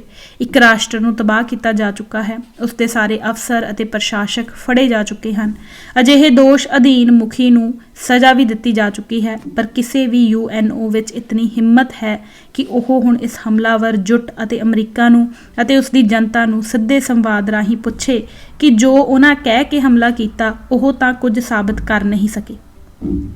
ਫਿਰ ਉਹਨਾਂ ਦੇ ਖਿਲਾਫ ਹੁਣ ਕਿਉਂ ਨਾ ਮਾਨਵੀ ਹੱਤਿਆ, ਵਿਸ਼ਵਾਸ ਦੀ ਹੱਤਿਆ, ਸੱਚ ਦੀ ਹੱਤਿਆ ਲਈ ਮੁਕੱਦਮਾ ਕਰਨ ਦਾ ਕੀ ਹਮਲਾ ਕੀਤੇ ਗਏ ਰਾਸ਼ਟਰ ਦੇ ਨਾਗਰਿਕਾਂ ਨੂੰ ਹੱਕ ਹੈ? ਕਿਤਨੇ ਕੁ ਮੁਲਕਾਂ ਨੇ ਅਤੇ ਕਿਹੜੇ ਮੀਡੀਏ ਨੇ ਇਹਨਾਂ ਨੂੰ ਕਟਹਿਰੇ ਵਿੱਚ ਖੜਾ ਕਰਨ ਦੀ ਇਨਸਾਫ ਦੀ ਅਤੇ ਹੱਕੀ ਗੱਲ ਕੀਤੀ ਹੈ? ਕਿ ਕਿਸੇ ਰਾਸ਼ਟਰ ਦੀ ਰਾਸ਼ਟਰੀਅਤਾ ਅਤੇ ਸੱਭਿਅਤਾ ਦੇ ਵੀ ਖਿਲਾਫ ਹਿਟਲਰੀ ਨਾਜ਼ੀ ਝੂਠ ਨੂੰ ਸੱਚ ਬਣਾ ਕੇ ਆਪਣੇ ਹਿੱਤ ਵਿੱਚ ਪੇਸ਼ ਕਰ ਆਪਣੇ ਨਿਸ਼ਾਨੇ ਫੁੰਡਣ ਦੀ ਆਗਿਆ ਹੈ। ਨਾਜ਼ੀਵਾਦੀ ਵਿਚਾਰਧਾਰਾ ਰਾਹੀਂ ਕਿ ਵਰਤਮਾਨ ਸੰਸਾਰੀਕਰਨ ਦਾ ਸ਼ਿਕਾਰ ਵਿਸ਼ਵ ਵੀ ਨਾਜ਼ੀ ਹੀ ਨਹੀਂ ਬਣ ਤੁਰਿਆ ਹੈ। ਆਧੁਨਿਕ ਲੋਕਤੰਤਰੀ ਸੱਭਿਆਚਾਰ ਦੀ ਨਿਰੰਕੁਸ਼ਤਾ ਅਤੇ ਨਿਰਦਇਤਾ ਦਾ ਬੇਹਯਾਈ ਪੱਖ ਇਹ ਵੇਖੋ ਕਿ ਇਹਨਾਂ ਵਿੱਚੋਂ ਕਿਸੇ ਨੂੰ ਵੀ ਕੋਈ ਸ਼ਰਮ ਅਤੇ ਅਫਸੋਸ ਤੱਕ ਨਹੀਂ ਹੈ। ਅਜਿਹਾ ਹੀ ਵੀਅਤਨਾਮ ਨਾਲ ਹੋਇਆ, ਅਜਿਹਾ ਹੀ ਕੋਰੀਆ ਦੇ ਇੱਕ ਹਿੱਸੇ ਨਾਲ ਹੋਇਆ, ਅਜਿਹਾ ਹੀ ਅਫਗਾਨਿਸਤਾਨ ਵਿੱਚ ਪਹਿਲਾਂ ਕਿਸੇ ਹੋਰ ਰਾਹੀਂ ਹੋਇਆ ਤੇ ਹੁਣ ਕਿਸੇ ਹੋਰ ਰਾਹੀਂ ਫਿਰ ਹੋ ਰਿਹਾ ਹੈ। ਇੰਜ ਦਾ ਹੀ ਸਿੱਖ ਕੌਮੀਅਤਾਂ ਦੇ ਖਿਲਾਫ ਪੰਜਾਬ ਵਿੱਚ 1984 ਵਿੱਚ ਦਰਬਾਰ ਸਾਹਿਬ ਅਤੇ ਸ਼੍ਰੀ ਅਕਾਲ ਤਖਤ ਸਾਹਿਬ ਦੇ ਨਾਲ ਪੂਰੇ ਪ੍ਰਦੇਸ਼ ਦੇ 36 ਗੁਰਦੁਆਰਿਆਂ ਅਤੇ 12,687 ਪਿੰਡਾਂ ਵਿੱਚ ਨਸਲਕੁਸ਼ੀ ਦਾ ਜੁਰਮ ਭਾਰਤ ਵੱਲੋਂ ਹੋਇਆ। ਫਿਰ ਦੁਬਾਰਾ ਪੂਰੇ ਭਾਰਤ ਵਿੱਚ ਨਵੰਬਰ 1984 ਵਿੱਚ ਹੋਇਆ ਤੇ ਅੱਗੋਂ ਲਗਾਤਾਰ ਬਦਲਵੇਂ ਰੂਪ ਵਿੱਚ ਹੋ ਰਿਹਾ ਹੈ ਕਿ ਵਿਸ਼ਵ ਸਮੁਦਾਇ ਆਪਣੀਆਂ ਕੀਤੀਆਂ ਤੇ ਸਾਬਤ ਹੋ ਚੁੱਕੀਆਂ ਭੁੱਲਾਂ ਲਈ ਆਲਮੀ ਮਨੁੱਖਤਾ ਤੋਂ ਮੁਆਫੀਜ਼ਦਾ ਹੋ ਕੇ ਆਪਣੇ ਸੁਧਾਰਵਾਦੀ ਕਦਮ ਵੱਲ ਕਦੇ ਤੁਰੇਗਾ। ਮਨੁੱਖਤਾ ਪ੍ਰਤੀ ਇਮਾਨਦਾਰਾਨਾ ਪਹੁੰਚ ਲਈ ਆਲਮੀ ਸੰਪ੍ਰਭੂਤਾ, ਇਨਸਾਫ ਅਤੇ ਸੱਚਾਈ ਦੇ ਅਮਲੀ ਕਿਰਦਾਰ ਵਿੱਚੋਂ ਹੀ ਸ਼ਾਂਤੀ ਦਾ ਨਿਰਮਲ ਝਰਨਾ ਫੁੱਟਦਾ ਹੈ। ਅਜਿਹਾ ਸ੍ਰੀ ਗੁਰੂ ਨਾਨਕ ਪਾਤਸ਼ਾਹ ਦਾ ਸੰਦੇਸ਼ ਅਤੇ ਸਿਧਾਂਤਕਾਰੀ ਸਿੱਖੀ ਸੰਕਲਪ ਹੈ, ਜਿਸ ਨੂੰ ਨਾਨਕਸ਼ਾਹੀ ਖਾਲਿਸਤਾਨੀ ਕਹਿੰਦੇ ਹਨ। ਜਦੋਂ ਵਿਸ਼ਵ ਇਸ ਪਹੁੰਚ ਨੂੰ ਅਪਣਾਉਣ ਵਾਲੇ ਪਾਸੇ ਤੁਰੇਗਾ, ਉਦੋਂ ਹੀ ਮਾਨਵੀ ਕਲਿਆਣਕਾਰੀ ਮੰਜ਼ਿਲ ਨੂੰ ਹਾਸਲ ਕਰ ਸਕੇਗਾ। ਮੈਂ ਇਸ ਪਹਿਰੇ ਵਿੱਚ ਤਥਾ ਕਥਿਤ ਦੋਸ਼ੀ ਰਾਸ਼ਟਰੀ ਅਤੇ ਵੀਟੋ ਤਾਕਤਾਂ ਨੂੰ ਅਤੇ ਉਹਨਾਂ ਦੇ ਸਨਮਾਨਯੋਗ ਸ਼ਹਿਰੀਆਂ ਨੂੰ ਦੱਸਣਾ ਚਾਹੁੰਦਾ ਹਾਂ ਕਿ ਉਹ ਆਪੋ ਆਪਣੇ ਨਿਰੰਕੁਸ਼ ਅਤੇ ਨਾਜ਼ੀ ਬਣ ਚੁੱਕੇ ਜ਼ਾਲਮੀ ਲੋਕਤੰਤਰੀ ਪੱਧਤੀ ਅਤੇ ਉਸਦੀ ਪ੍ਰਣਾਲੀ ਦੀ ਤਾਸੀਰ ਤੇ ਮੁੜ ਵਿਚਾਰ ਕਰਨ। ਉਹਨਾਂ ਦੇ ਨਿੱਜ ਲਈ ਅਤੇ ਆਲਮੀ ਮਨੁੱਖਤਾ ਵਿੱਚ ਇਨਸਾਨੀਅਤ ਲਈ ਇਹ ਬਹੁਤ ਆਵਸ਼ਕ ਹੈ, ਨਹੀਂ ਤਾਂ ਆਉਣ ਵਾਲਾ ਇਤਿਹਾਸ ਅਤੇ ਨਸਲਾਂ ਸੱਚ ਜਾਣਿਓ ਉਹਨਾਂ ਨਾਜ਼ੀਆਂ ਦੇ ਵੰਸ਼ਜਾਂ ਨੂੰ ਤੁਹਾਡੇ ਨਾਲੋਂ ਕਿਤੇ ਜ਼ਿਆਦਾ ਮਾਨਵੀ ਕਲਿਆਣਕਾਰੀ, ਆਲਮੀ ਹਿਤਕਾਰੀ, ਸੱਚੇ ਸੁੱਚੇ ਅਤੇ ਮਨੁੱਖਤਾ ਪ੍ਰਤੀ ਇਨਸਾਫਵਾਨ ਤੇ ਫਿਕਰਮੰਦ ਸਮਝਣਗੀਆਂ, ਜਿਨ੍ਹਾਂ ਨੇ ਘੋਰ ਜ਼ੁਲਮ ਕੀਤੇ ਸਨ। ਇਹਨਾਂ ਨੂੰ ਪ੍ਰਤਿਸ਼ਠਾਪਿਤ ਅਤੇ ਸਨਮਾਨਿਤ ਵੀ ਕਰਨਗੀਆਂ। ਇਹ ਉਹ ਨਾਗੀ ਹਨ ਜਿਨ੍ਹਾਂ ਨੇ ਆਪਣੇ ਵਡੇਰਿਆਂ ਦੇ ਕੀਤੇ ਕਾਰਿਆਂ ਨੂੰ ਖੁਦ ਆਪਣੀ ਪਰਿਵਾਰਿਕ ਨਸਲ ਹੋ ਕੇ ਵੀ ਮੁਆਫ ਨਹੀਂ ਕੀਤਾ ਹੈ ਤੇ ਇਹ ਸਨਮਾਨਯੋਗ ਸਾਂਝਾ ਫੈਸਲਾ ਲਿਆ ਹੈ ਕਿ ਉਹ 60-65 ਜਿਉਂਦੇ ਮਨੁੱਖ ਆਪਣੀ ਉਸ ਨਾਜੀ ਨਸਲ ਨੂੰ ਅੱਗੇ ਨਹੀਂ ਵਧਾਉਣਗੇ ਜਿਨ੍ਹਾਂ ਨੇ ਮਨੁੱਖਤਾ ਤੇ ਇਤਨੇ ਜ਼ੁਲਮ ਕੀਤੇ ਹਨ। ਇਹ ਉਹਨਾਂ ਦੇ ਵੰਸ਼ਜ ਆਪਣੇ ਇਸ ਸਵੈ ਨਿਰਣੇ ਦੇ ਆਤਮ ਬਲੀ ਅਤੇ ਆਤਮ ਨਿਰਣੇ ਦੇ ਇਨਸਾਫ ਰਾਹੀਂ ਇੱਕ ਬਾਲੀਆ ਅਮਲ ਨਾਲ ਵਿਸ਼ਵ ਭਰ ਵਿੱਚ ਜਿਉਂਦੇ ਹਨ ਅਤੇ ਗੁਮਨਾਮ ਜ਼ਿੰਦਗੀ ਬਿਨਾਂ ਸ਼ਾਦੀ ਕਰਵਾਏ ਅਤੇ ਸਮੂਹਕ ਨਿਰਣਾਈ ਤੌਰ ਤੇ ਬਿਨਾਂ ਬੱਚੇ ਪੈਦਾ ਕੀਤੇ ਸਮਾਜ ਵਿੱਚ ਜੀ ਰਹੇ ਹਨ, ਜਿਨ੍ਹਾਂ ਨੇ ਇਹ ਵਿਸ਼ਵ ਸਮੁਦਾਇ ਤੇ ਪਰਉਪਕਾਰ ਕੀਤਾ ਹੈ ਕਿ ਉਹਨਾਂ ਖੁਦ ਇਹ ਫੈਸਲਾ ਲਿਆ ਹੈ ਕਿ ਉਹ ਆਪਣੀ ਨਾਜ਼ੀ ਨਸਲ ਨੂੰ ਸਵੈ ਨਿਰਣੇ ਅਤੇ ਅਨੁਸ਼ਾਸਨ ਨਾਲ ਮਨੁੱਖਤਾ ਦੇ ਭਲੇ ਵਿੱਚ ਮਨੁੱਖਤਾ ਤੋਂ ਮੁਆਫੀਜ਼ਦਾ ਹੋ ਕੇ ਮੁਕਾ ਜਾਣਗੇ। ਇਤਨਾ ਵੱਡਾ ਤੇ ਇਤਨਾ ਬਲਸ਼ਾਲੀ ਫੈਸਲਾ ਇਸ ਅੱਗੇ ਸਾਰਾ ਵਿਸ਼ਵ ਅਤੇ ਨਾਟੋ ਸ਼ਕਤੀ ਫਿੱਕੀਆਂ ਅਤੇ ਬੌਣੀ ਬਣ ਗਈਆਂ ਹੈ। ਮੈਂ ਇਹਨਾਂ ਦਾ ਸਤਿਕਾਰ ਕਰਦਾ ਹਾਂ ਤੇ ਇਸ ਪਹਿਰੇ ਵਿੱਚ ਇਸ਼ਾਰਾ ਕੀਤੇ ਦੇਸ਼ਾਂ ਦੀ ਜਨਤਾ ਤੋਂ ਮਾਨਵੀ, ਆਲਮੀ ਅਤੇ ਰੱਬੀ ਮੌਲਿਕ ਮਨੁੱਖਤਾ ਨਮਤ ਆਸ ਰੱਖਦਾ ਹਾਂ ਕਿ ਉਹ ਵੀ ਆਪੋ ਆਪਣੇ ਦੇਸ਼ਾਂ ਦੀ ਹਕੂਮਤ ਨੂੰ ਸ਼ੀਸ਼ਾ ਦਿਖਾਉਣ ਤੇ ਇਤਿਹਾਸ ਵਿੱਚ ਸ਼ਰਮਸ਼ਾਰ ਹੋਣ ਤੋਂ ਬਚਾ ਲੈਣ। ਮੈਂ ਪੰਥ ਖਾਲਸੇ ਨੂੰ ਬੇਨਤੀ ਵੀ ਕਰਦਾ ਹਾਂ ਕਿ ਉਹ ਧੜਿਆਂ ਵਿੱਚ ਵੰਡ ਕੇ ਨਹੀਂ ਸਗੋਂ ਸਮੁੱਚੀ ਇਕਮੁੱਠਤਾ ਨਾਲ ਅਜਿਹੇ ਮਾਨਵੀ ਕਲਿਆਣਕਾਰੀ ਲੋਕਾਂ ਦਾ ਵਿਸ਼ਵ ਪੱਧਰ ਤੇ ਸਨਮਾਨ ਕਰਨ ਤਾਂ ਜੋ ਰੱਬੀ ਇਨਸਾਫ ਦੀ ਪੁਸ਼ਟੀ ਹੋ ਸਕੇ ਤੇ ਆਉਣ ਵਾਲੀਆਂ ਮਨੁੱਖੀ ਨਸਲਾਂ ਦੇ ਸਾਹਮਣੇ ਇੱਕ ਉਦਾਹਰਣ ਪੇਸ਼ ਹੋ ਸਕੇ। ਇਸ ਕਿਤਾਬ ਦੇ ਮਨੋਰਥ ਤੋਂ ਬਾਹਰਲਾ ਵਿਸ਼ਾ ਹੋਣ ਕਰਕੇ ਮੈਂ ਚਾਹੁੰਦੇ ਹੋਏ ਵੀ ਇਹਨਾਂ ਸਤਿਕਾਰਤ ਨਾਜ਼ੀ ਵੰਸ਼ਜਾਂ ਦੇ ਨਾਮ ਪਤੇ ਇਸ ਕਿਤਾਬ ਵਿੱਚ ਦੇਣ ਹਿੱਤ ਅਸਮਰੱਥ ਹਾਂ, ਪਰ ਉਹਨਾਂ ਵਿੱਚ ਰੱਬੀ ਜੋਤ ਦਾ ਇਨਸਾਫ ਪ੍ਰਜਵਲਿਤ ਹੋਇਆ ਹੈ ਜਿਸ ਦਾ ਮੈਂ ਸਨਮਾਨ ਕਰਦਾ ਹਾਂ। ਕਿ ਅਮਰੀਕਾ, ਰੂਸ, ਫਰਾਂਸ, ਬ੍ਰਿਟਨ, ਜਰਮਨੀ, ਚੀਨ, ਈਸਾਈ, ਇਸਲਾਮੀ ਭਾਰਤੀ ਕਦੇ ਇਸ ਤੋਂ ਕੁਝ ਸਿੱਖ ਲੈ ਸਕਣਗੇ? ਅਜਿਹੇ ਵਿਸ਼ਵ ਵਿੱਚ ਅਦਭੁਤ ਕਰ ਦੇਣ ਵਾਲੀ ਅਚੰਭਤ ਕਿਰਿਆ ਨਾਲ ਸਿੱਖ ਲਈ ਪੰਥਕ ਜ਼ਾਬਤਾ ਅਤੇ ਰਾਸ਼ਟਰਵਾਦ ਦੀ ਪਹਿਲੀ ਪੌੜੀ ਕਿਰਪਾਨ ਧਾਰਨ ਕਰਨਾ ਹੈ, ਜਿਸ ਦਾ ਅਰਥ ਬੜਾ ਸਪਸ਼ਟ ਹੈ ਕਿ ਜਿਸ ਮਨੁੱਖ ਨੇ ਗਾਤਰੇ ਵਿੱਚ ਕਿਰਪਾਨ ਆਪਣੇ ਸਰੀਰ ਦਾ ਅੰਗ ਬਣਾ ਕੇ ਸਜਾਈ ਹੋਈ ਹੈ, ਉਹ ਮਨੁੱਖ ਇਸ ਧਰਤੀ ਤੇ ਅਕਾਲ ਦੀ ਖੁਦਾਈ, ਖਿਦਮਤਦਾਰੀ, ਨਿਮਿਤ, ਮਾਨਵੀ ਕਲਿਆਣਕਾਰੀ ਅਤੇ ਸਰਬੱਤ ਦੇ ਭਲੇ ਲਈ ਸੰਕਲਪੀ, ਨਿਰਮਿਤ, ਰਹਿਤ ਅਤੇ ਮਰਿਆਦਾ ਦੀ ਆਚਰਨਵਾਨ ਮਾਨਵੀ ਸੁਤੰਤਰਤਾ ਦੀ ਉਤਥਾਨਕਾਰੀ ਵਿਵਸਥਾ, ਸਮਾਜ, ਆਲਾ ਦੁਆਲਾ ਤੇ ਕੁਦਰਤੀ ਪਸਾਰੇ ਨੂੰ ਪ੍ਰਗਟ ਕਰਨ ਹਿੱਤ ਰੱਬ ਨਾਲ ਪ੍ਰਣਾਇਆ ਹੋਇਆ ਹੈ, ਜਿਸ ਦਾ ਨਿਸ਼ਚਾ ਸਰਬੱਤ ਦਾ ਭਲਾ ਹੈ, ਜਿਸ ਦਾ ਸੰਕਲਪ ਸ੍ਰਿਸ਼ਟੀ ਦੀ ਸਾਂਝੀਵਾਲਤਾ ਦੇ ਇੱਕ ਸਮਾਨ, ਇੱਕ ਰੂਪ ਅਤੇ ਇੱਕੋ ਜਿਹੇ ਅਧਿਕਾਰ ਸੰਪੰਨ, ਸਾਧਨ ਸੰਪੰਨ, ਭਰਾਤਰੀ ਭਾਵ ਵਾਲੀ ਮਨੁੱਖਤਾ ਦੀ ਜ਼ਾਮਨੀ ਦਾ ਹੈ। ਸਿੱਖ ਕਿਰਪਾਨ ਰੂਪੀ ਸ਼ਸਤਰ ਦਾ ਇਸਤੇਮਾਲ ਸਮੁੱਚੇ ਬ੍ਰਹਿਮੰਡ ਵਿੱਚ ਕੁਦਰਤੀ ਆਨ ਤੇ ਸ਼ਾਨ ਨੂੰ ਇੱਕਸਾਰ ਮੂਲ ਰੂਪ ਵਿੱਚ ਬਚਾਈ ਰੱਖਣ ਹਿੱਤ ਇਸਤੇਮਾਲ ਕਰਨ ਦਾ ਸ਼੍ਰੋਮਣੀ ਰੱਖਿਅਕ ਹੈ। ਬਤੌਰ ਖਾਲਸਾ ਕੁਦਰਤੀ ਨਸਲਾਂ ਦੀ ਉਹਨਾਂ ਦੀ ਮੌਲਿਕਤਾ ਵਿੱਚ ਸਦੀਵ ਕਾਲੀ ਰੱਬੀ ਰਜਾ ਦੇ ਭਾਣੇ ਅੰਦਰ ਹੋਂਦ ਨੂੰ ਇੱਕਸਾਰ ਬਚਾਈ ਰੱਖਣ ਵਾਲਾ ਰੱਖਿਅਕ ਹੋਣ ਦਾ ਇਹ ਉਸ ਦਾ ਪ੍ਰਣ ਹੈ। ਇੰਜ ਦੁਨੀਆ ਵਿੱਚ ਪਹਿਲੀ ਵਾਰ ਸ਼ਸਤਰ ਨੂੰ ਬ੍ਰਹਿਮੰਡੀ ਮੂਲ ਧਾਰਾ ਦੀ ਮੌਲਿਕਤਾ ਨੂੰ ਬਚਾਉਣ ਹਿੱਤ ਇਸਤੇਮਾਲ ਕਰਨ ਦਾ ਸਿਧਾਂਤ ਧਾਰੀ ਮਨੁੱਖ ਪ੍ਰਗਟ ਹੁੰਦਾ ਹੈ। ਇਹ ਸਿੱਖ ਕੌਮ ਦੀ ਕੌਮੀਅਤਾ ਦੇ ਮੌਲਿਕ ਰਾਸ਼ਟਰਵਾਦ ਦਾ ਪਹਿਲਾ ਸਿਧਾਂਤ ਹੈ, ਜਿਸ ਦੀ ਵਿਆਖਿਆ ਗੁਰੂ ਗ੍ਰੰਥ ਸਾਹਿਬ ਵਿੱਚ ਭੈ ਕਾਹੂ ਕੋ ਦੇਤ ਨਹਿ, ਨਹਿ ਪੈ ਮਾਨਤ ਆਨ ਅਤੇ ਸਿੱਖ ਅਰਦਾਸ ਵਿੱਚ ਨਾਨਕ ਨਾਮ ਚੜ੍ਹਦੀ ਕਲਾ ਤੇਰੇ ਭਾਣੇ ਸਰਬੱਤ ਦਾ ਭਲਾ ਦੇ ਫਲਸਫੇ ਵਿੱਚ ਕੀਤੀ ਗਈ ਹੈ। ਇਸ ਫਲਸਫੇ ਦਾ ਬੀਜਕ ਤੱਤ ਅਵਲ ਅੱਲਾ ਨੂਰ ਉਪਾਇਆ ਕੁਦਰਤ ਕੇ ਸਭ ਬੰਦੇ, ਏਕ ਨੂਰ ਤੇ ਸਭ ਜਗ ਉਪਜਿਆ ਕੌਣ ਭਲੇ ਕੋ ਮੰਦੇ, ਜਿਸ ਦੀ ਮੰਜ਼ਿਲ ਮਨੁੱਖਤਾ ਹੀ ਨਹੀਂ ਸਰਬ ਜੀਵਾਂ ਲਈ ਇੱਕੋ ਹੈ। ਦੁੱਖ ਹਨੇਰਾ ਭੈ ਬਿਨਾਸੈ, ਪਾਪ ਗਏ ਨਿਖੁੱਟ। ਸ਼੍ਰੀ ਗੁਰੂ ਗ੍ਰੰਥ ਸਾਹਿਬ ਜੀ ਹੀ ਦੁਨੀਆ ਨੂੰ ਇਸ ਸੱਚ ਦੇ ਰੂਬਰੂ ਲੈ ਕੇ ਆਉਂਦੇ ਹਨ। ਪ੍ਰਥਮੇ ਖੰਡਾ ਸਾਜ ਦੇ ਸਭ ਸੰਸਾਰ ਉਪਾਇਆ। ਸਿੱਖ ਰਾਸ਼ਟਰ ਦੀ ਉਤਪਤੀ ਅਤੇ ਪੰਥ ਖਾਲਸੇ ਦਾ ਅੱਡਰਾ ਸੁਤੰਤਰ ਵਿਲੱਖਣ ਖਾਲਸਾਈ ਰਾਸ਼ਟਰਵਾਦ ਇਸੇ ਸਿਧਾਂਤ ਵਿੱਚੋਂ ਗੁਰੂ ਮਹਾਰਾਜ ਪ੍ਰਗਟ ਕਰਦੇ ਹਨ। ਇਸੇ ਲਈ ਖਾਲਸਾਈ ਰਾਸ਼ਟਰਵਾਦ ਦਾ ਤੱਤ ਅਤੇ ਕੌਮੀਅਤਾ ਦਾ ਪ੍ਰਗਟਾਵਾ ਖੰਡੇ ਬਾਟੇ ਵਿੱਚੋਂ ਹੁੰਦਾ ਹੈ। ਖੰਡਾ ਆਪਣੇ ਆਪ ਵਿੱਚ ਇੱਕ ਦੋ ਧਾਰੀ ਸ਼ਸਤਰ ਵਾ ਸ਼ਾਸਤਰ ਹੈ। ਇਹ ਇੱਕੋ ਵੇਲੇ ਮੌਤ, ਜੀਵਨ ਅਤੇ ਗਿਆਨ ਦਾ ਲਖਾਇਕ ਹੈ। ਇਸ ਸ਼ਸਤਰ ਵਾ ਸ਼ਾਸਤਰ ਦਾ ਸਮੁੱਚਾ ਪ੍ਰਗਟਾਵਾ ਸੰਤ ਤੇ ਸਿਪਾਹੀ ਦੀ ਇੱਕ ਜੋਤ ਬਣਤਰ ਨਾਲ ਸੰਬੰਧ ਰੱਖਦਾ ਹੈ। ਸੰਸਾਰ ਦੇ ਹਥਿਆਰਾਂ ਦੇ ਵਿਕਾਸ ਦੇ ਇਤਿਹਾਸ ਵਿੱਚ ਇਹ ਆਪਣੇ ਆਪ ਵਿੱਚ ਵਿਲੱਖਣ ਤੇ ਸੁਤੰਤਰ ਦਿੱਖ ਅਤੇ ਮਾਰ ਦਾ ਪ੍ਰਤੀਕ ਹੈ। ਇਹ ਸਿੱਖ ਕੌਮ ਦਾ ਪੰਥਕ ਰਾਸ਼ਟਰੀ ਸ਼ਸਤਰ ਵਾ ਸ਼ਾਸਤਰ ਹੈ, ਜਿਸ ਨੂੰ ਵਰਤਮਾਨ ਵਿੱਚ ਗੁਰਦੁਆਰਿਆਂ ਵਿੱਚ ਸਿੱਖ ਕੌਮੀਅਤਾ ਦੇ ਰਾਸ਼ਟਰਵਾਦ ਦੀ ਸੁਤੰਤਰ ਹਸਤੀ ਨੂੰ ਆਪਣੀ ਵਿਲੱਖਣ ਪ੍ਰਣਾਲੀ ਰਾਹੀਂ ਪ੍ਰਗਟ ਕਰਦਾ ਕੇਸਰੀ ਨਿਸ਼ਾਨ ਸਾਹਿਬ ਦੇ ਉੱਪਰ ਲਾਇਆ ਜਾਂਦਾ ਹੈ। ਇੰਜ ਇਸ ਨੂੰ ਬ੍ਰਹਿਮੰਡੀ ਵਿਕਾਸ ਦਾ ਸਮੁੱਚਾ ਫਲਸਫਾ ਮੰਨਿਆ ਜਾ ਸਕਦਾ ਹੈ। ਸਿੱਖ ਕੌਮ ਨੂੰ ਇਹ ਦੂਜਾ ਸ਼ਸਤਰ ਅਤੇ ਸ਼ਾਸਤਰ ਦੇ ਕੇ ਸਿੱਖ ਗੁਰੂ ਸਾਹਿਬਾਨ ਨੇ ਸੰਸਾਰ ਪੱਧਰ ਦੀ ਮਨੁੱਖਤਾ 'ਤੇ ਇੱਕ ਬਹੁਤ ਹੀ ਅਸੀਮ ਕਿਰਪਾ ਕੀਤੀ ਹੈ, ਜਿਸ ਰਾਹੀਂ ਸਿੱਖ ਕੌਮ ਦੁਨੀਆ ਵਿੱਚ ਪੰਥ ਖਾਲਸੇ ਦੀ ਰਾਸ਼ਟਰੀਅਤਾ ਦੇ ਮੌਲਿਕ ਵਿਕਾਸ ਰਾਹੀਂ ਪ੍ਰਥਮ ਤੇ ਸ਼੍ਰੋਮਣੀ ਉਸ ਮਨੁੱਖ ਵਜੋਂ ਸਥਾਪਿਤ ਹੁੰਦੀ ਹੈ, ਜਿਹੜਾ ਮਨੁੱਖ ਆਪਣੇ ਪੈਦਾਇਸ਼ ਤੋਂ ਹੀ ਕੁਦਰਤ ਦੇ ਮੌਲਿਕ ਅਤੇ ਸੁਤੰਤਰ ਵਿਕਾਸ ਨੂੰ ਅੰਤਮ ਤੌਰ ਤੇ ਪ੍ਰਗਟਾਇਆ ਤੇ ਪ੍ਰਣਾਇਆ ਹੋਇਆ ਹੈ, ਜਿਸ ਦਾ ਨਿਸ਼ਾਨਾ ਹੀ ਹੈ ਕਿ ਜੀਵ ਜੰਤੂ ਵਨਸਪਤੀ ਦੀਆਂ ਦਿੱਖ ਅਦਿੱਖ ਆਉਣ ਵਾਲੀਆਂ ਨਸਲਾਂ ਲਈ ਬ੍ਰਹਿਮੰਡ ਅਤੇ ਕੁਦਰਤ ਨੂੰ ਉਸ ਦੀ ਆਪਣੀ ਨਿਆਂ ਪ੍ਰਣਾਲੀ ਅਧੀਨ ਵਿਕਸਿਤ ਅਤੇ ਵਿਗਸੇ ਹੋਏ ਸਰੂਪ ਜੋ ਉਸ ਵੱਲੋਂ ਆਪ ਹੀ ਗ੍ਰਹਿਣ ਕੀਤੀ ਮੌਲਿਕਤਾ ਹੈ ਵਿੱਚ ਹੀ ਹਮੇਸ਼ਾ ਬਚਾਈ ਰੱਖਣਾ ਹੈ। ਦੁਨੀਆ ਨੂੰ ਅਜਿਹੇ ਵਿਕਾਸ ਵੱਲ ਤੋਰਨਾ ਜਿਸ ਰਾਹੀਂ ਕੁਦਰਤੀ ਮੌਲਿਕਤਾ ਵਿੱਚ ਦਖਲ ਅੰਦਾਜ਼ੀ ਕੀਤੇ ਬਿਨਾਂ ਹੀ ਬ੍ਰਹਿਮੰਡ ਨੂੰ ਆਪਣੀ ਮੌਲਿਕ ਅਵਸਥਾ ਵਿੱਚ ਹੀ ਸੰਪੂਰਨ ਸੁੱਚਤਾ ਨਾਲ ਆਉਣ ਵਾਲੀਆਂ ਨਸਲਾਂ ਲਈ ਸੰਭਾਲਿਆ ਜਾ ਸਕੇ, ਜੋ ਹਮੇਸ਼ਾ ਇੱਕਸਾਰ ਵਿਆਪਿਤ, ਚਲਾਏਮਾਨ ਅਤੇ ਸਰੋਤ ਭਰਪੂਰ ਰਹੇ ਅਤੇ ਅੱਗੋਂ ਉਵੇਂ ਦਾ ਹੀ ਮੌਲਿਕ ਨਸਲਾਂ ਤੱਕ ਪਹੁੰਚੇ। ਇਸ ਸੰਸਾਰ ਵਿੱਚ ਇੱਕੋ ਇੱਕ ਸਿੱਖ ਰਾਸ਼ਟਰ ਅਤੇ ਪੰਥ ਖਾਲਸੇ ਦੀ ਖਾਲਸਾਈ ਰਾਸ਼ਟਰੀਅਤਾ ਹੀ ਹੈ, ਜਿਹੜੀ ਇਸ ਅਜਿਹੀ ਪ੍ਰਣਾਲੀ ਨੂੰ ਵਿਕਸਿਤ ਕਰਨ ਹਿੱਤ ਵਿਵਸਥਾ ਦੇ ਖਾਲਿਸਤਾਨੀ ਰਾਜ ਸੱਤਾ ਦੀ ਬੁਨਿਆਦ ਧਰਦੀ ਹੈ। ਦੁਨੀਆ ਵਿੱਚ ਇੰਜ ਖਾਲਿਸਤਾਨ ਪਹਿਲੀ ਰਾਜ ਪ੍ਰਣਾਲੀ ਹੋਏਗੀ, ਜਿਹੜੀ ਕਿ ਮਨੁੱਖਤਾ ਨੂੰ ਕੁਦਰਤੀ ਕਲਿਆਣ ਵਿੱਚ ਹੀ ਜੀਵ ਦਾ ਕਲਿਆਣ ਸਥਾਪਿਤ ਕਰ ਮਨੁੱਖ ਨੂੰ ਸੰਸਾਰੀਕਰਨ ਦੇ ਇਕਸਾਰ, ਮੌਲਿਕ ਅਤੇ ਮਾਨਵੀ ਹੀ ਨਹੀਂ ਸਗੋਂ ਸਰਬਜੀਵੀ ਵਿਕਾਸ ਵਾਲੇ ਪਾਸੇ ਤੋਰੇਗੀ, ਜਿਸ ਵਿੱਚ ਮਨੁੱਖ ਨੂੰ ਸਰਬੱਤ ਦੇ ਭਲੇ ਲਈ ਕਲਿਆਣਕਾਰੀ ਯੋਜਨਾਬੰਦੀ ਦਾ ਹੱਕ ਹੋਵੇਗਾ, ਜੋ ਬੇਹੱਕਾ ਜਾਂ ਨਿਰੰਕੁਸ਼ੀ ਮਨੁੱਖ ਪੱਖੀ ਸਵਾਰਥੀ ਨਾ ਹੋ ਕੇ ਕੁਦਰਤ ਅਤੇ ਆਲੇ ਦੁਆਲੇ ਦੇ ਮੌਲਿਕ ਗੁਣ ਤੱਤ ਦੀ ਨਿਆਂ ਵਿਵਸਥਾ ਦੇ ਅਧੀਨ ਹੀ ਰਹੇਗਾ।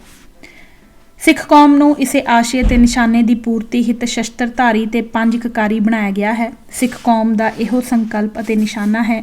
ਇਹ ਨਿਸ਼ਾਨਾ ਆਮ ਮਨੁੱਖਤਾ ਨੂੰ ਸ਼ਸਤਰਾਂ ਦੇ ਇਸਤੇਮਾਲ ਦੀ ਸਹੀ ਸੋਚ ਪ੍ਰਦਾਨ ਕਰਦਾ ਹੈ।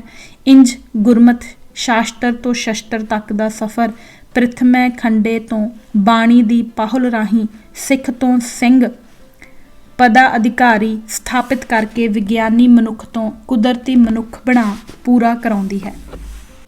ਸਿੱਖ ਕੌਮ ਵਿੱਚ ਇਸ ਸਿਧਾਂਤ ਨੂੰ ਦੁਨੀਆ ਦੇ ਹਰ ਇੱਕ ਕੋਨੇ ਵਿੱਚ ਲਿਜਾਉਣ ਵਾਸਤੇ ਗੁਰਦੁਆਰੇ ਵਿੱਚ ਸ੍ਰੀ ਗੁਰੂ ਅੰਗਦ ਸਾਹਿਬ ਜੀ ਵੱਲੋਂ ਗੁਰਮੁਖੀ ਦੇ ਵਿਕਾਸ ਨਾਲ ਮੱਲ ਅਖਾੜੇ ਦਾ ਇੱਕ ਸਾਧਨ ਜੋੜ ਕੇ ਖਾਲਸਾਈ ਅਖਾੜੇ ਦੀ ਪੇਸ਼ਕਾਰੀ ਕੀਤੀ ਗਈ ਹੈ, ਜਿਸ ਦਾ ਵਰਤਮਾਨ ਸਿਰਫ ਇੱਕ ਪੱਖੀ ਚਿੱਤਰਣ ਅਤੇ ਚਰਿੱਤਰ ਸਿੱਖਾਂ ਵਿੱਚ ਗੱਤਕੇ ਨੇ ਸੰਜੋ ਕੇ ਰੱਖਿਆ ਤੇ ਸੰਭਾਲਿਆ ਹੋਇਆ ਹੈ।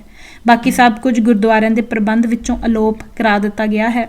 ਉਹ ਸਿੱਖੀ ਤਾਸੀਰ ਦੀ ਮੌਲਿਕਤਾ ਜੋ ਗੁਰੂ ਸਾਹਿਬਾਨ ਨੇ ਆਪਣੇ ਆਦੇਸ਼ਾਂ ਅਤੇ ਕਰ ਕਮਲਾਂ ਰਾਹੀਂ ਆਪ ਆਰੰਭ ਕੀਤੀ ਸੀ, ਜਿਸ ਦਾ ਹਮੇਸ਼ਾ ਹੀ ਨਿਸ਼ਚਾ ਆਤਮਕ, ਸ਼ਾਰੀਰਕ, ਬੌਧਿਕ, ਆਤਮਕ ਅਤੇ ਸੋਚ ਦੀ ਪੱਧਰ ਤੇ ਸੁਤੰਤਰ, ਬਲਵਾਨ ਅਤੇ ਆਚਰਣਵਾਨ ਮਨੁੱਖ ਪੈਦਾ ਕਰ ਉਹਨਾਂ ਦੀ ਆਤਮਕ ਬਲਸ਼ਾਲੀ ਅਵਸਥਾ ਅਨੁਰੂਪ ਹੀ ਸਰੀਰਕ ਹੋਂਦ ਸਥਾਪਿਤ ਕਰਨਾ ਹੈ, ਤਾਂ ਜੋ ਉਹ ਕੁਦਰਤ ਪ੍ਰਤੀ ਆਪਣੇ ਫਰਜ਼ ਦੀ ਅਦਾਇਗੀ ਆਪਣੀ ਸਰਬਸ਼੍ਰੇਸ਼ਟਤਾ ਵਿੱਚ ਕਰ ਸਕੇ। ਇਸ ਦਾ ਉਦੇਸ਼ ਸਿਰਫ ਬਲਸ਼ਾਲੀ ਮਨੁੱਖ ਪੈਦਾ ਕਰਨਾ ਨਹੀਂ ਹੈ, ਸਿਰਫ ਤਾਕਤ ਤੇ ਤਾਕਤਵਰ ਮਨੁੱਖ, ਨਰੋਏ, ਸੁਤੰਤਰ ਅਤੇ ਆਚਰਣਵਾਨ ਸਮਾਜ ਦਾ ਨਿਰਮਾਤਾ ਨਹੀਂ ਹੁੰਦਾ। ਇਸ ਹਿੱਤ ਲਾਜ਼ਮੀ ਲੋੜਾਂ ਹਨ ਕਿ ਮਨੁੱਖ ਸਿਹਤਮੰਦ, ਨਰੋਏ ਤਨ ਨਾਲ ਮਨ ਤੇ ਦਿਮਾਗ ਤੋਂ ਵੀ ਤੰਦਰੁਸਤ, ਵਿਵੇਕਵਾਨ ਹੋਵੇ।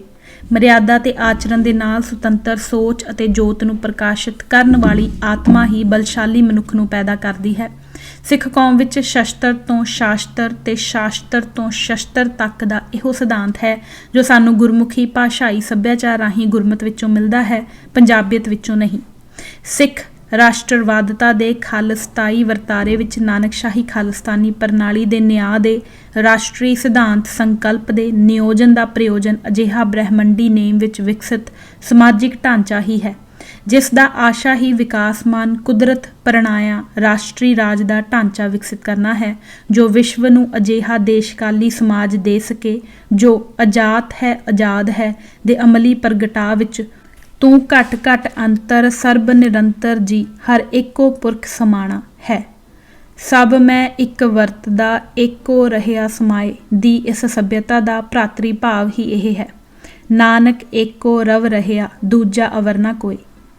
ਇੰਜ ਖਾਲਿਸਤਾਨੀ ਰਾਸ਼ਟਰੀਅਤਾ ਦੇ ਸਿੱਖੀ ਕੌਮੀ ਮਾਰਗ ਦੀ ਮੰਜ਼ਲ ਨਾਨਕਸ਼ਾਹੀ ਪ੍ਰਣਾਲੀ ਨੇ ਨਿਸ਼ਚਿਤ ਕਰ ਦਿੱਤਾ ਹੈ। ਏਕੋ ਪਵਨ ਮਾਟੀ ਸਭ ਏਕਾ ਜੋਤ ਸਭਾਇਆ, ਸਭ ਇੱਕਾ ਜੋਤ ਵਰਤੈ ਭਿੰਨ ਭਿੰਨ ਨਾ ਰਲਈ ਕਿਸੇ ਦੀ ਰਲਾਇਆ। ਗੁਰ ਪ੍ਰਸਾਦੀ ਇੱਕ ਨਦਰੀ ਆਇਆ, ਹੋ ਸਤਿਗੁਰ ਵਿਟੋ ਵਤਾਇਆ ਜਿਉ। ਜਨ ਨਾਨਕ ਬੋਲੇ ਅੰਮ੍ਰਿਤ ਬਾਣੀ, ਗੁਰ ਸਿੱਖਾਂ ਕੇ ਮਨ ਪਿਆਰੀ ਭਾਣੀ। ਉਪਦੇਸ਼ ਕਰੇ ਗੁਰ ਸਤਿਗੁਰ ਪੂਰਾ, ਗੁਰ ਸਤਿਗੁਰ ਪਰ ਉਪਕਾਰੀਆ ਜਿਉ। ਨਿਰੇ ਸਾਖਰ ਬਣਾਉਣ ਵਾਸਤੇ ਗਿਆਨਵਾਨ ਬਣਾਉਣਾ ਜਾਂ ਗਿਆਨ ਦੀ ਪੰਡਤਾਈ ਵਿੱਚ ਮਨੁੱਖ ਨੂੰ ਉਲਝਾਈ ਰੱਖਣਾ ਤੇ ਨਿਰੇ ਲੋਕ ਮਾਰਨ ਹਿੱਤ ਜਾਂ ਰਾਜ ਸੱਤਾ ਦੀ ਚੌਧਰ ਬਰਕਰਾਰ ਰੱਖਣ ਹਿੱਤ ਸ਼ਸਤਰ ਚਲਾਈ ਜਾਣਾ ਸਿੱਖੀ ਵਿੱਚ ਪ੍ਰਵਾਨ ਨਹੀਂ ਹੈ। ਇਸ ਨੂੰ ਸਿੱਖੀ ਹੰਕਾਰੀ ਅਤੇ ਵਿਨਾਸ਼ਕਾਰੀ ਪੱਧਤੀ ਤੇ ਸੋਚ ਮੰਨਦੀ ਹੈ ਅਤੇ ਅਸਵੀਕਾਰ ਕਰਦੀ ਹੈ। ਇਹ ਬੜੀ ਹੀ ਅਜੀਬ ਜਿਹੀ ਵਿਵਸਥਾ ਸਿੱਖਾਂ ਨੇ ਆਪਣੇ ਉੱਪਰ ਲਾਗੂ ਕਰ ਲਈ ਹੈ, ਇੱਕ ਅਜਿਹੀ ਸਰਬਪੱਖੀ ਵਿਵਸਥਾ ਜਿਸ ਦਾ ਕੁਝ ਵੀ ਗੁਰਮਤ ਵਿਵਸਥਾ ਅਤੇ ਅਮਲ ਨਾਲ ਮੇਲ ਨਹੀਂ ਖਾਂਦਾ ਹੈ। ਇਸੇ ਲਈ ਹੀ ਹਮੇਸ਼ਾ ਆਮ ਸਿੱਖ ਸਪਸ਼ਟ ਨਿਰਣਾਈ ਸੋਚ ਦੀ ਨਰੋਈ ਵਿਚਾਰਧਾਰਾ ਦੀ ਬਜਾਏ ਹਮੇਸ਼ਾ ਹੀ ਚੁਰਾਹੇ ਦੀ ਦੁਵਿਧਾ ਵਿੱਚ ਮਿਲਦਾ ਹੈ। ਇਹ ਕਿੰਨੀ ਵਚਿੱਤਰ ਪ੍ਰਸਥਿਤੀਆਂ ਹਨ ਕਿ ਕਿਸ ਸਿੱਖ ਕੌਮ ਦਾ ਗੁਰੂ ਸਾਹਿਬ ਸ੍ਰੀ ਗੁਰੂ ਗ੍ਰੰਥ ਸਾਹਿਬ ਜੀ ਆਪਣੀ ਸਾਰੀ ਗੱਲ ਅਤੇ ਗੱਲਬਾਤ ਦਾ ਸੰਵਾਦ ਦਾ ਅੰਦਾਜ਼ ਰਾਗਾਂ ਵਿੱਚ ਬਿਆਨ ਕਰਦਾ ਹੈ, ਉਸ ਸਿੱਖ ਕੌਮ ਦੇ ਆਮ ਸਿੱਖ ਪਰਿਵਾਰ ਨੂੰ ਇਸ ਦੀ ਅਤੇ ਇਹਨਾਂ ਰਾਗਾਂ ਦੀ ਮਹੱਤਤਾ ਤੇ ਇਹਨਾਂ ਵਿਚਲਾ ਸੁਰ ਆਨੰਦ ਦਾ ਗਿਆਨ ਤਾਂ ਬੜੀ ਦੂਰ ਦੀ ਗੱਲ ਸਵਾਦ ਤੱਕ ਨਾ ਪਤਾ ਹੋਵੇ। ਇਸ ਤੋਂ ਵੀ ਵੱਧ ਅਚਰਜ ਵਾਲੀ ਗੱਲ ਇਹ ਮਿਲਦੀ ਹੈ ਕਿ ਜਿਸ ਸਿੱਖ ਕੌਮ ਦੇ ਗੁਰੂ ਦੀ ਭਾਸ਼ਾ ਗੁਰਮੁਖੀ ਹੋਵੇ, ਸੰਵਾਦ ਦਾ ਢੰਗ ਗੁਰਬਾਣੀ ਹੋਵੇ, ਗੁਰਮਤ ਉਸ ਦਾ ਅਰਥ ਹੋਵੇ ਤੇ ਇਸ ਸਭ ਦੀ ਭਾਸ਼ਾਈ ਵਿਗਿਆਨਕ ਆਪਣੀ ਅੱਡਰੀ ਤੇ ਵਿਲੱਖਣ ਗੁਰਮਤ ਵਿਆਕਰਣ, ਉਸੇ ਕੌਮ ਦੀ ਇਸ ਭਾਸ਼ਾ ਨੂੰ ਹੀ ਉਸੇ ਕੌਮ ਦੇ ਵਿਦਵਾਨ ਤੇ ਲੀਡਰ ਮਿਲ ਕੇ ਬਦਲ ਦੇਣ, ਇਹ ਇਸ ਕੌਮ ਲਈ ਅਭਿਸ਼ਾਪ ਹੀ ਮੰਨਿਆ ਜਾਵੇਗਾ। ਇਸ ਤੋਂ ਵੀ ਵੱਡੀ ਅਤੇ ਵਿਸਫੋਟਕ ਤਬਾਹਕੁਨ ਅਮਲ ਇਹ ਹੈ ਕਿ ਗੁਰੂ ਕੀ ਗੋਲਕ ਵਿੱਚੋਂ ਚੱਲ ਰਹੇ ਇਸ ਕੌਮ ਦੇ ਖਾਲਸਾ ਨਾਂ ਹੇਠਲੇ ਵਿਦਿਅਕ ਸੰਸਥਾਨਾਂ ਵਿੱਚ ਵੀ ਵਿਦਿਆਰਥੀਆਂ ਨੂੰ ਆਪਣੀ ਇਸ ਸਵੈ ਹੋਂਦ ਨਾਲ ਜੋੜਨ ਲਈ ਕੋਈ ਵੀ ਉਪਰਾਲਾ ਨਾ ਹੋਵੇ। ਇਸ ਨੂੰ ਭਾਰਤ ਵਰਗੇ ਦੇਸ਼ ਵਿੱਚ ਜਿੱਥੇ ਸਵੈ ਰਾਜ ਅਤੇ ਸਵੈ ਪਹਿਚਾਣ ਦੀ ਸੁਤੰਤਰਤਾ ਸੰਗਰਾਮ ਚੱਲਿਆ ਹੋਵੇ ਅਤੇ ਇਸ ਵਿੱਚ ਜਿਹੜੀ ਕੌਮ ਇਹ ਕਹਿੰਦੀ ਨਾ ਥੱਕਦੀ ਹੋਵੇ ਕਿ ਇਸ ਵਿੱਚ ਉਸ ਦਾ ਕੁਰਬਾਨੀਆਂ ਅਤੇ ਸ਼ਹਾਦਤਾਂ ਦਾ ਹਿੱਸਾ ਸਭ ਤੋਂ ਵੱਧ ਹੈ। ਉਹੀ ਸਿੱਖ ਕੌਮ ਆਪਣੇ ਵਿਦਿਅਕ ਸੰਸਥਾਨਾਂ ਵਿੱਚ ਆਪਣੀ ਸਵੈ ਹੋਂਦ ਦੀ ਸਵੈ ਗੁਰੂ ਭਾਸ਼ਾ ਪ੍ਰਤੀ ਘੋਰ ਨਿਰਾਦਰ ਅਤੇ ਤਿਰਸਕਾਰ ਦੀ ਅਮਲੀ ਭੂਮਿਕਾ ਨਿਭਾਹੇ ਅਤੇ ਨਜ਼ਲਾਂ ਹੋਰਾਂ 'ਤੇ ਸੁੱਟੇ ਕਿ ਵਿਪਰਵਾਦੀ ਉਸ ਦੀ ਹੋਂਦ ਨੂੰ ਖਤਮ ਕਰਨ ਲਈ ਹਮਲੇ ਕਰਦੇ ਹਨ, ਕਿਹੜੀ ਸਿਆਣਪ ਵਾਲੀ ਗੱਲ ਮੰਨੀ ਜਾਵੇਗੀ। ਇਹੋ ਹਾਲਤ ਸਿੱਖ ਕੌਮ ਦੇ ਸ਼ਸਤਰਾਂ ਨੂੰ ਮਿਲੀ ਨਵ ਪਰਿਭਾਸ਼ਾ ਅਤੇ ਉਪਯੋਗ ਦੇ ਖੇਤਰਾਂ ਵਿਚਲੀ ਹੈ, ਜਿਸ ਲਈ ਸਿੱਖ ਕੌਮ ਨੇ ਆਪਣੇ ਹੀ ਖਰਚੇ 'ਤੇ ਚੱਲਦੇ ਸਿੱਖਿਆ ਕੇਂਦਰਾਂ ਵਿੱਚ ਵੀ ਕੁਝ ਵੀ ਲਾਗੂ ਨਹੀਂ ਕੀਤਾ ਹੈ। ਇੱਥੋਂ ਤੱਕ ਕਿ ਸਿੱਖ ਕੌਮ ਪਾਸ ਇਹਨਾਂ ਨਮਿਤ ਆਪਣਾ ਕੋਈ ਸਿਲੇਬਸ ਹੀ ਨਹੀਂ ਹੈ। ਖਾਲਿਸਤਾਨੀ ਪ੍ਰਣਾਲੀ ਅਜਿਹੀ ਆਤਮਘਾਤੀ ਪ੍ਰਵਿਰਤੀ ਨੂੰ ਬਦਲ ਕੇ ਸਰਬ ਪੱਖੀ ਤੇ ਸਰਬ ਆਯਾਮੀ ਵਿਦਿਅਕ ਢਾਂਚੇ ਦੇ ਗੁਰਮਤ ਅਨੁਰੂਪ ਮਾਨਵੀਕਰਨ ਤੋਂ ਲੈ ਕੇ ਗਿਆਨ ਦੇ ਅਮਲੀਕਰਨ ਵਿੱਚ ਵਰਤੋਂ ਪੱਖੀ, ਸਵਾਵਲੰਬੀ ਤੇ ਸਵਰਾਜ ਮੁਖੀ ਸਵੈ ਰੁਜ਼ਗਾਰੀ ਬਣਾਉਣ ਦਾ ਸਪਸ਼ਟ ਖਾਕਾ ਪੇਸ਼ ਕਰਦੀ ਹੈ, ਜਿਸ ਦੇ ਰੋਲ ਮਾਡਲ ਵਿੱਚ ਬੁਨਿਆਦੀ ਸਿੱਖਿਆ ਵਿੱਚ ਇਹਨਾਂ ਲੋੜਾਂ ਦੀ ਪੂਰਤੀ ਸ਼ਰਤੀਆ, ਆਵਸ਼ਕ ਅਤੇ ਨਿਰਧਾਰਤ ਹੋਵੇਗੀ। ਸਿੱਖ ਵਿਦਿਅਕ ਕਾਨਫਰੰਸਾਂ ਅਤੇ ਸੰਸਥਾਨਾਂ ਨੂੰ ਸੇਧ ਅਤੇ ਸਿਧਾਂਤਕ ਅਮਲੀ ਨਿਯੋਜਨ ਅਤੇ ਆਪਣੀ ਪਹੁੰਚ ਵੀ ਬਦਲਣੀ ਪਵੇਗੀ। ਬਿਨਾਂ ਬੁਨਿਆਦੀ ਪੈਂਠ ਤੋਂ ਚੰਨ ਨੂੰ ਆਪਣੀ ਮੁੱਠੀ ਵਿੱਚ ਦਬੋਚਣ ਦੀਆਂ ਗੱਲਾਂ ਕਰਨੀਆਂ ਸ਼ੇਖ ਚਿੱਲੀ ਵਾਲੀ ਕਹਾਵਤ ਨੂੰ ਹੀ ਸਿੱਧ ਕਰਨਾ ਹੈ। ਅਜਿਹਾ ਸਿੱਖ ਆਪਣੇ ਖਾਲਸਾ ਕਾਲਜ ਅੰਮ੍ਰਿਤਸਰ ਅਤੇ ਰਾਜਿੰਦਰਾ ਕਾਲਜ ਪਟਿਆਲਾ ਤੋਂ ਆਰੰਭੀ ਮੁਹਿੰਮ ਵੇਲੇ ਤੋਂ ਹੀ ਕਰੀ ਜਾ ਰਹੇ ਹਨ, ਕਿਉਂਕਿ ਸਿੱਖਾਂ ਦੀ ਬੌਧਿਕਤਾ ਨੇ ਇਸ ਗੁਲਾਮੀ ਨੂੰ ਸਵੀਕਾਰਿਆ ਹੋਇਆ ਹੈ ਕਿ ਅੰਗਰੇਜ਼ ਦੇ ਬਣੇ ਬਣਾਏ ਚੌਖਟੇ ਵਿੱਚ ਹਿੰਦੀਤਵਾ ਦੀ ਸੰਸਕ੍ਰਿਤੀਕਾਰੀ ਪਹੁੰਚ ਨਾਲ ਮਾੜਾ ਮੋਟਾ ਬਦਲਾਅ ਕਰਕੇ ਆਪਣੇ ਰੋਲ ਮਾਡਲ ਦਾ ਉਸੇ ਵਿੱਚ ਹੀ ਆਪਣਾ ਕਹਿ ਕੇ ਉਹੀ ਫਿੱਟ ਕਰ ਦਿਓ। ਭਲਾ ਗਧੇ ਦੇ ਉੱਪਰ ਮਨੁੱਖ ਦੀ ਖੱਲ ਚਾੜਿਆਂ ਉਹ ਮਨੁੱਖ ਤਾਂ ਨਹੀਂ ਬਣ ਜਾਏਗਾ। ਭਲਿਆਂ ਨੂੰ ਇਹ ਵੀ ਨਹੀਂ ਪਤਾ ਕਿ ਮਨੁੱਖ ਦੀ ਚਮੜੀ ਤਾਂ ਇਸ ਲਾਇਕ ਵੀ ਨਹੀਂ ਹੈਗੀ। ਪਰ ਹਾਂ, ਇਸ ਲਈ ਮਨੁੱਖ ਘਾਤੀ ਖੁਦ ਮਨੁੱਖ ਅਵਸ਼ ਬਣ ਜਾਵੇਗਾ। ਸਿੱਖਾਂ ਵਿੱਚ ਹਰ ਪੱਧਰ ਤੇ ਕੁਝ ਅਜਿਹਾ ਹੀ ਚੱਲ ਰਿਹਾ ਹੈ। ਸਿੱਖਾਂ ਨੂੰ ਸੁਧਾਰ ਨਹੀਂ, ਸਿਖਰ ਤੋਂ ਕਣ ਤੱਕ ਬਦਲ ਦੀ ਲੋੜ ਹੈ। ਇਹ ਬਦਲ ਨਾਨਕਸ਼ਾਹੀ ਖਾਲਿਸਤਾਨੀ ਵਿਧਾਨਕਤਾ ਵਿੱਚ ਸੰਵਿਧਾਨਿਕਤਾ ਵਾਲੀ ਸਵੈ ਹੋਂਦਕਾਰੀ ਨਾਨਕਸ਼ਾਹੀ ਸਵੈਰਾਜ ਵਿੱਚੋਂ ਹੀ ਪ੍ਰਗਟ ਹੋਣੀ ਹੈ, ਜਿਸ ਦਾ ਆਧਾਰ ਹੈ ਕੀਰਤਨ। ਇਸ ਦਾ ਸਰੋਤ ਹੈ ਕੀਰਤਨ ਦੀ ਗੁਰਮਤ ਵਿਆਖਿਆ। ਇਸ ਸਰੋਤ ਦੀ ਆਤਮਾ ਹੈ ਗੁਰਬਾਣੀ।